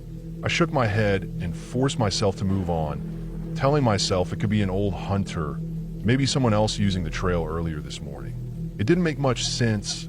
Why would they follow so closely behind me? But I pushed the thought away and kept going, trying to ignore the tight feeling creeping into my chest. The rest of the hike was uneventful, or so I thought. The lake was beautiful, a calm, clear pool of water surrounded by tall trees that reflected perfectly on its surface. I sat on a fallen log, took off my boots, and dangled my feet in the water. It was cold but refreshing. I stayed there for a while, just listening to the quiet and feeling the sun warm my back. After about an hour, I stood up and decided to head back. The day was already getting late, and I wanted to get back before dark. The forest took on a different tone on the return trip. Shadows lengthened, and the wind seemed colder. I quickened my pace, wanting to reach the safety of the cabin. When I finally saw the cabin through the trees, relief washed over me. But as I drew closer, my stomach sank. Around the cabin was the same set of heavy footprints, fresh and deep, circling the perimeter. They ran along the sides of the cabin, crossed just beneath the windows, and disappeared into the trees on the far side. My hands clenched into fists, breath shallow. The doors were locked tight. I checked before I left, and I checked again just now from outside. No sign of forced entry, no broken locks. I crouched down and examined the prints. The tread pattern matched the ones I'd seen on the trail. Whoever had followed me to the lake had come all the way back and circled my cabin without ever knocking or trying to open the doors. It was like they were watching, waiting. The sun dipped behind the trees, casting the cabin in a gloomy half-light. I double-checked all the locks and windows, then went inside and bolted every door and window again. I tried to tell myself I was just being paranoid, but I couldn't shake the feeling that something was wrong. That night, sleep was restless. Every little sound made me jump. The creak of the wood floor, the wind tapping against the windows. I kept my flashlight and a hunting knife on the bedside table, ready. I wanted to convince myself it was nothing, just nature or maybe another hiker, but I couldn't stop thinking about the footprints. Morning came, but brought no comfort. When I pulled back the curtains on the window by the bed, a new sight froze me in place. Scratched deep into the glass, barely legible but clear enough, were words I hadn't seen before. "Don't leave." The scratches were fresh, the glass rough where someone had clawed or scraped their fingers against it. I pressed my palm to the window, heart hammering. No one else was supposed to be anywhere near this cabin. I was the only person for miles, the only one using this trail and this lake. I spent the rest of the day inside, double locking every door and closing every window. I sat by the windows, watching the woods like a wild animal. The footprints remained outside, circling the cabin as if marking territory or sending a message. The thought of leaving felt impossible. I couldn't step outside without knowing someone was out there watching, waiting. I tried to rationalize everything. Maybe a hunter or a poacher who didn't want me here. Maybe a lost hiker or someone who followed the same trail and got curious. But why wouldn't they just approach or try to talk? Why leave the message? Why the silence? The next day, I found more footprints, not just around the cabin, but leading away into the woods in several directions, like someone was testing the boundaries, trying to figure out where I might go. I stayed inside, gathering supplies, making sure I had everything ready in case I had to leave suddenly. I checked my phone again, still no signal. No way to call for help. The nearest neighbor was miles away, and the forest was thick enough to hide anyone. By the third day, exhaustion was setting in. I barely slept, barely ate. Every noise outside made me jump. I didn't even want to look out the windows anymore. Then I noticed something else. The footprints were changing. They were bigger now, heavier, deeper in the soft earth. More scattered. Sometimes they appeared close to the back door, sometimes at the front, and sometimes, in the early morning light, I saw marks on the trees, scratches like claws, not deep but fresh. The message scratched into the window felt like a warning, a boundary. I understood then that this wasn't random. Whoever or whatever was out there wanted me to stay put, to not go anywhere. I spent hours pacing the cabin, wondering how to get out safely. I thought about waiting for the footprints to disappear, but they didn't. They only grew more frequent and more menacing. One evening, the sun had just set when I noticed movement near the edge of the woods. A shadow shifted, blending with the darkening trees. I couldn't see a face or figure clearly, but I felt eyes on me. My breath caught and I froze. The shadow didn't move closer, didn't retreat. It just watched. I realized then there was no escape unless I was willing to risk everything. The next morning, I packed my bag quickly, quietly, preparing to leave at first light. I had no plan to tell anyone where I was going. If I made it out, I'd figure it out then. At dawn, I stepped outside, the cold morning air biting my skin. I kept my head down, moving fast toward the trail. My heart pounded with every step, ears straining for any sound. Behind me, the footprints trailed close. They followed me as always, but I didn't look back. The forest was thick and uneven, the trail rough. After a mile or so, I heard a branch snap, sharp and sudden behind me. I ran, pushing through the underbrush, branches scratching my face and arms. The sound of footsteps, heavier now, crashing through leaves and twigs, was right behind. I didn't stop until the trees thinned, and the first sign of the road came into view. My legs burned, lungs heaving, but I kept going, hoping someone would be on the road. Just as I reached the dirt road, I heard nothing behind me anymore. No footsteps, no sounds. The forest was quiet again. I didn't stop to look back. I kept walking until I found a cabin closer to a main road, a place where people stayed regularly. I got help, told my story in breathless fragments, but no one believed the footprints or the message. They said it was probably some local playing a prank, but I knew better. After that, I never returned to the cabin. I sold it quietly, never told anyone exactly why. Sometimes when I'm out hiking now, I still see footprints that don't belong to me, heavy and silent, following just out of sight. I learned something important in those woods. Sometimes the scariest thing isn't what you see or hear. It's knowing something is out there, watching, waiting, and making sure you know you're not alone, even when you are.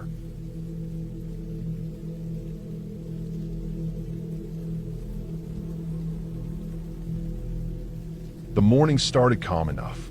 My two buddies and I had planned this winter backpacking trip in the Laurel Highlands for weeks.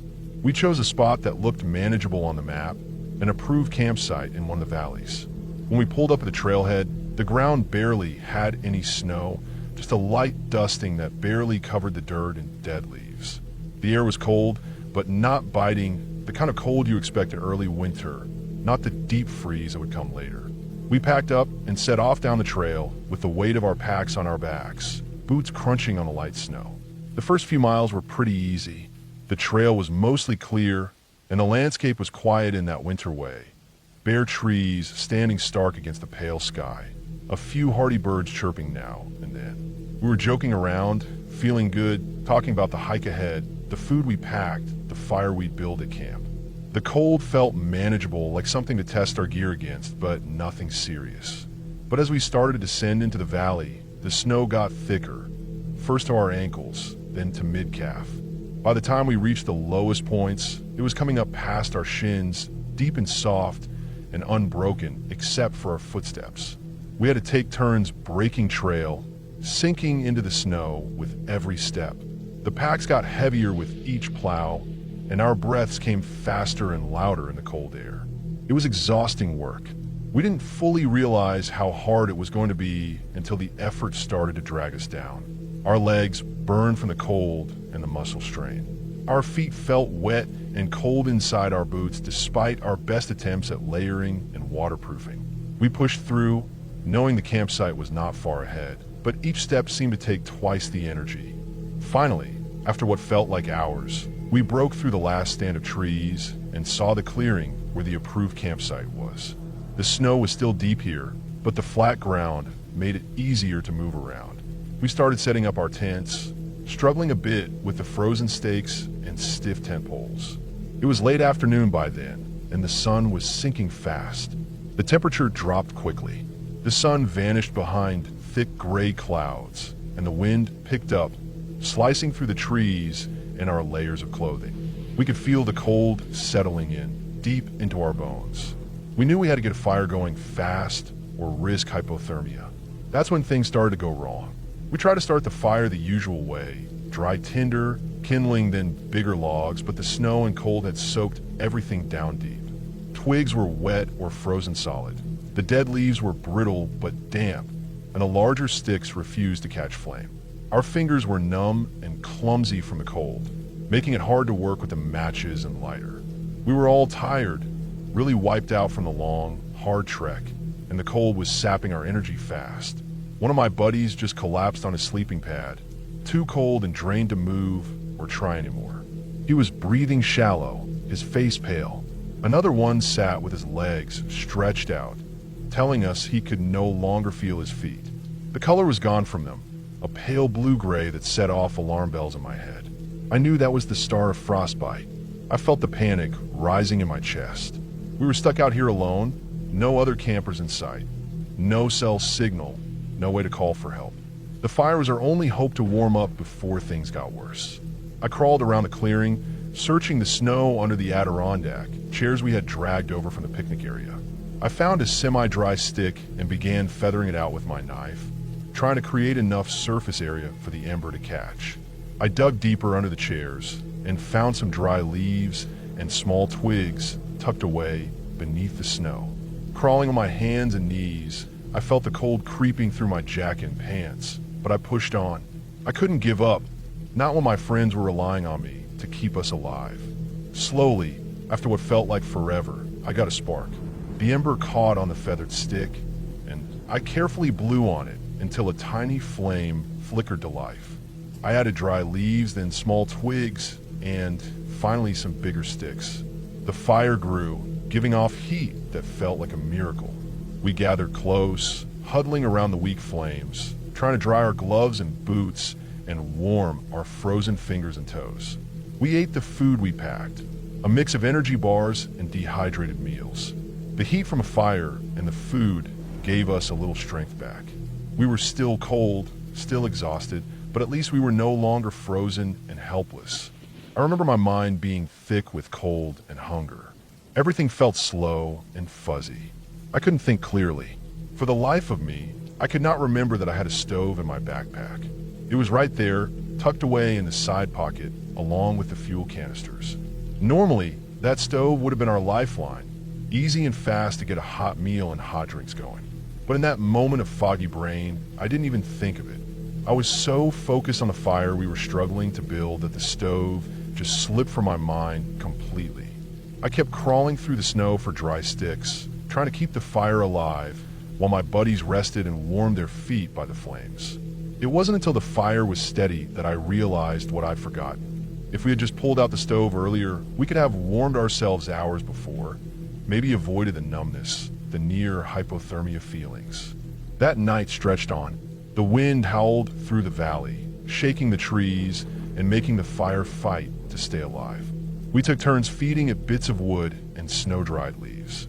Our sleeping bags offered little comfort against the deep chill that seemed to seep into every part of us. We stayed awake, watching the fire and checking each other's feet and hands for signs of frostbite. The cold didn't let up. At one point, I thought about calling for rescue, but there was no signal. We were completely alone. The thought of abandoning camp in the dark and deep snow was too dangerous. When dawn finally came, the temperature was still low, but the wind had calmed. We packed up slowly, still numb, but determined to get out. We took turns breaking trail back through the deep snow, the weight of the packs, and the exhaustion still pressing down on us. It took nearly twice as long to get back to the trailhead. Our legs ached, our feet hurt, but we made it. The sun was shining by then, and the cold didn't seem as sharp. We hobbled to the car, ripped off the cold, wet boots, and breathed in the warm air. Looking back, I realized how close we came to something much worse. The cold and fatigue had clouded my mind, almost made me miss the simple, obvious solution right in front of me. That night taught me just how easy it is to get caught off guard in the wilderness, even when you think you're prepared. From now on, I promised myself, no matter how foggy or tired I get, I'll remember the basics. I'll keep my gear organized, my priorities clear, and never underestimate how cold and exhaustion can mess with your head. We didn't bring back any stories of ghosts or monsters, just the raw, real fear of being cold, tired, and stuck in the middle of nowhere with nothing but a fading fire and a forgotten stove. It's a fear I'll never forget, and one that keeps me sharp every time I hit the trail again.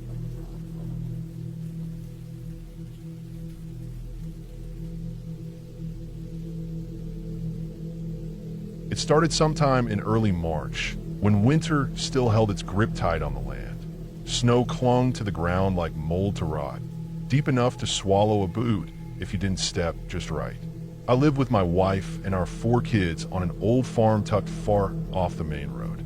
We were a couple hours from the nearest town, surrounded by nothing but trees, fences, and cold sky. No neighbors, no quick help. That was how we liked it. The farmhouse was plain. 2 stories, peeling white paint, a metal roof that howled on windy nights. The barn was behind it, weathered and sagging, still good enough to hold our tools, feed, and the animals we kept. Chickens, a few goats, 2 cows, and an old shepherd dog named Buddy. He was getting too old to do much anymore, but he still barked when strangers came near.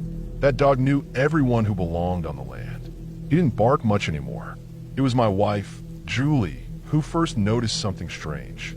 She came in from the yard one morning with a weird look on her face and said there were boot prints in the snow leading from the tree line to the side of the house.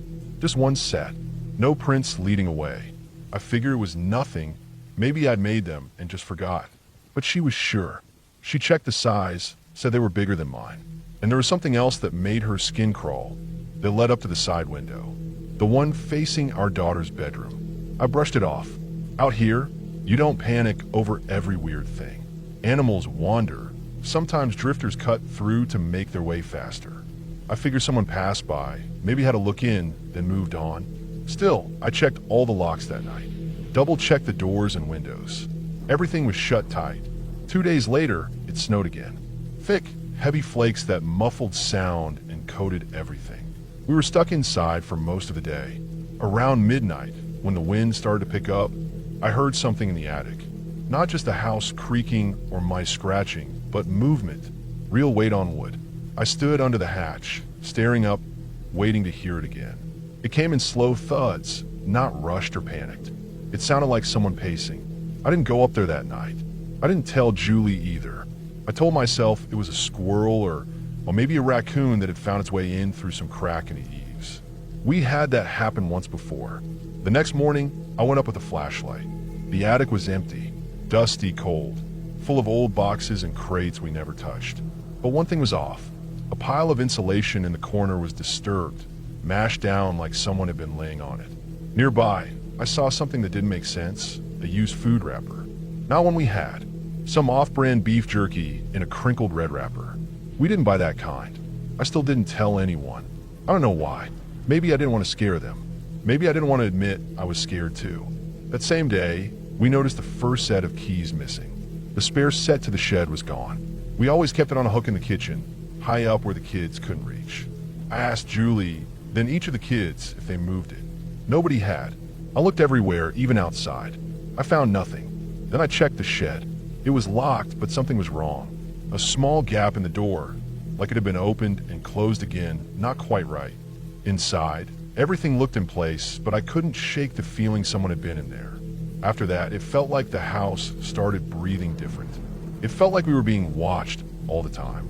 At night, I'd get up to check the doors again and again, sometimes 3 for times before I could sleep. Buddy stopped sleeping on the porch. He'd come inside and stay curled up by the fire, ears perked, eyes on the front door. We barked now, it was low and angry. One morning, just before sunrise, I saw another set of prints. This time, they came from behind the barn and led straight to the back porch. I followed them in the snow, my shotgun in hand. They ended right at the steps. I looked around. The sky was just starting to lighten. It was quiet, no birds yet, just that deep cold that squeezes the breath from your lungs. I stood there staring down, and for the first time in years, I felt a kind of fear I couldn't explain. Not fear for myself, but for my family. I felt like something was closing in on us. Something patient, something that had time. I made my way back inside and told Julie. She got real quiet. She didn't say anything, just looked out the window with her hand on the glass. We started locking the bedroom doors at night, even inside the house. That's how bad it got. I slept with the shotgun across my lap. Every creak, every gust of wind sent my heart racing. Still, nothing happened. No broken windows, no busted locks. Just the signs. Always the signs. It was the third night after I saw those prints that everything came apart. I remember the sound that woke me. A high, dry whimper. I sat up in bed, heart hammering, and listened. Then I heard again. It was Buddy. He was outside. I got up still groggy and opened the front door. Buddy was lying in the snow, just off the porch. I thought he was sleeping at first. Then I saw the blood. His throat was cut clean. No mess, no struggle. Just a single line across his neck. My stomach dropped. That dog had been with me for over a decade. He didn't go down easy. Whoever did it, they did it quiet. That's when I knew it wasn't some scared drifter or thief. This was someone with a plan. I ran back inside and locked the door. Woke Julie, told her to grab the kids. We gathered in the hallway. All 5 of us crowded around. I told them to stay together, to stay in the room, no matter what. I want to get the shotgun. It was gone. I don't remember dropping it. I don't remember moving it. But it wasn't where I left it. It wasn't anywhere. My chest tightened. I started to sweat. Then the lights went out. Just like that, total blackness. The heater shut off. The house fell silent, like someone had pushed a mute button on the world. I had an old flashlight in the drawer. I grabbed it and flicked it on. The beam was weak, barely enough to cut through the dark. I swept it across the room, down the hall, up the stairs. That's when I heard the attic door creak open. I turned toward the sound and froze. I could hear the hinges groaning, soft and slow. Then came the footsteps, heavy and steady, coming down the ladder. I backed into the kids' room and locked the door. Julie held the little ones close. I looked around the room for anything I could use as a weapon. A chair, a lamp, nothing that would stop someone for long. The footsteps reached the hallway. Slow, careful. I killed the flashlight. The room went black again, except for the faint blue of the moonlight through the curtains. We waited. I held my breath, ears straining. I heard the floorboards creak outside the door. Then silence. Minutes passed. Then the knob turned. I rushed to hold it still. It didn't shake or twist hard. Just a single testing turn. Then nothing. Whoever it was, they didn't try to break in. They didn't kick or bang. They just turned the knob once and walked away. Eventually, the police came. I don't know who called them. It wasn't me. I don't remember much after that. What I do remember is the blood. They found all of us in the house, spread out, each in different rooms, each hit in the head with a mattock, over and over. No gunshots, no screams reported by anyone. Just gone, wiped out. But I was found alive. The blow to my head had been shallow. Maybe he thought I was dead. Maybe he rushed it. But I survived. I woke up in the hospital 3 days later, my skull cracked, but healing. The rest of my family wasn't so lucky. The part that keeps me up now, the part that haunts me more than the murders, is what they found after. The police said someone had stayed in the house, slept in the beds, ate our food. They found dishes in the sink, crumbs on the table. The animals were fed. Eggs were collected. Whoever killed us didn't run. They stayed. There are no fingerprints. No signs of forced entry. The prints in the snow had melted. The keys were still gone. The police never caught anyone. Never even got a name. The story hit the news for a while, and then faded like all the others. People moved on, but I didn't. Now I live alone in a trailer on the edge of another nowhere. I keep every door locked. I sleep with a light on. I haven't been in an attic since. Sometimes I hear things. Footsteps, doors creaking. I never check. The mattock they used, it was mine. It hung in the shed, right where I left it. Right where it stayed until the day someone came out of the woods and made sure I'd never forget.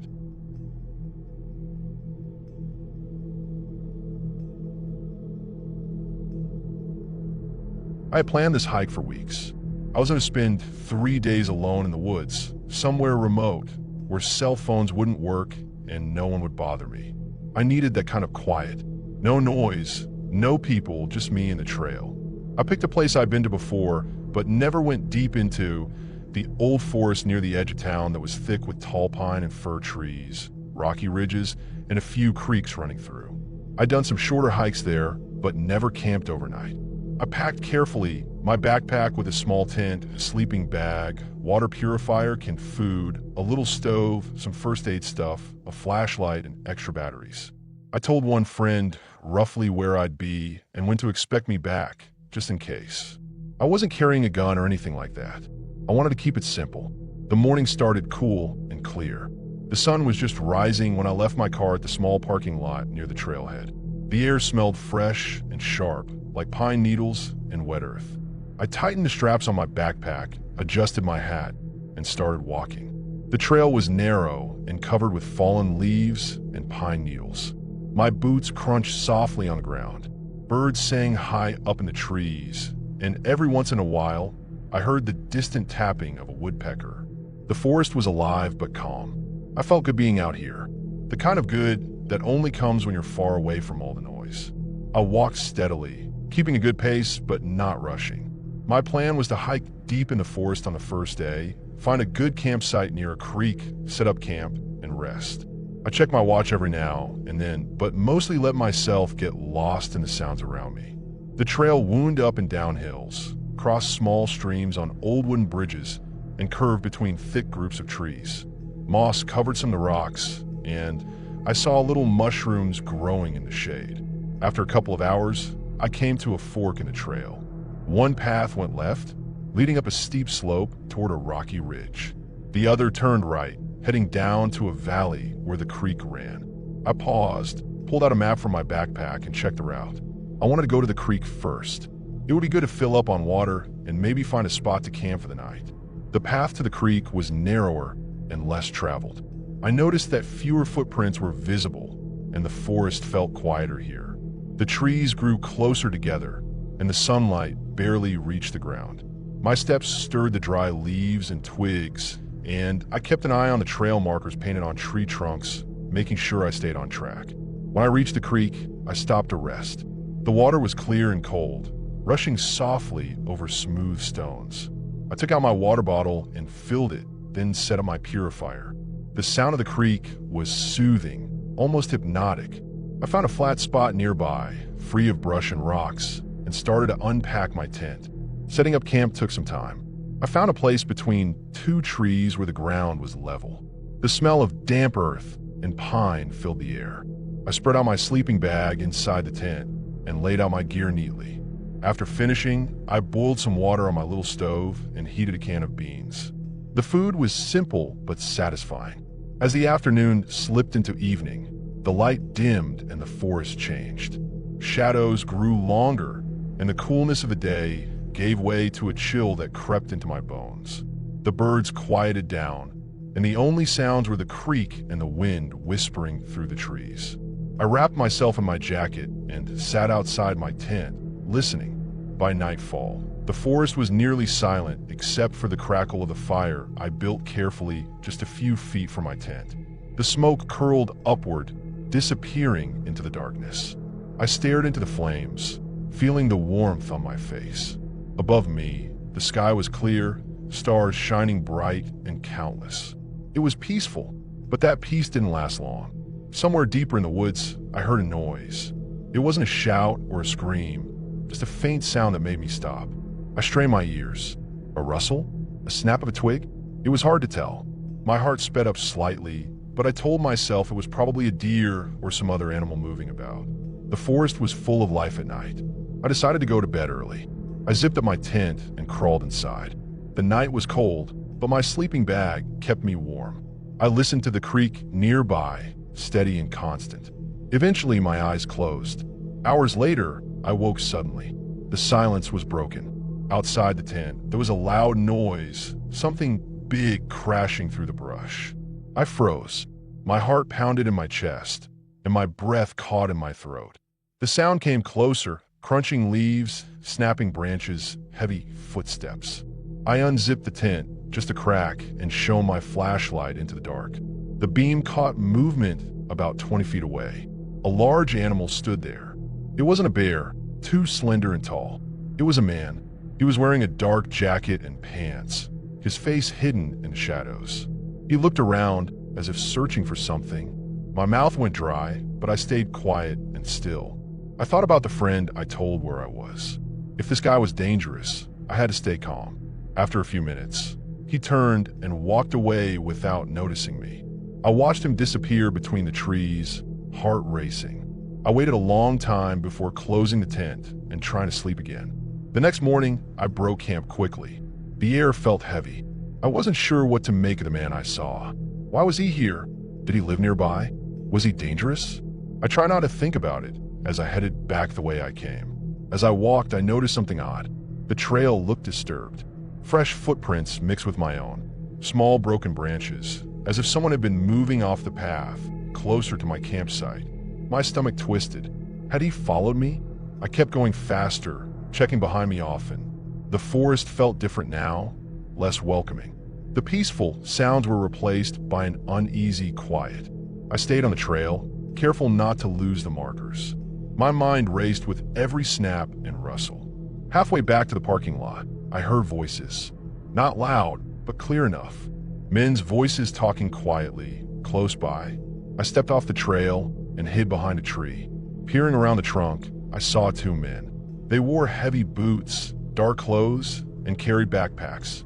They were too far to hear what they said, but they looked rough, like they spent a lot of time in the woods.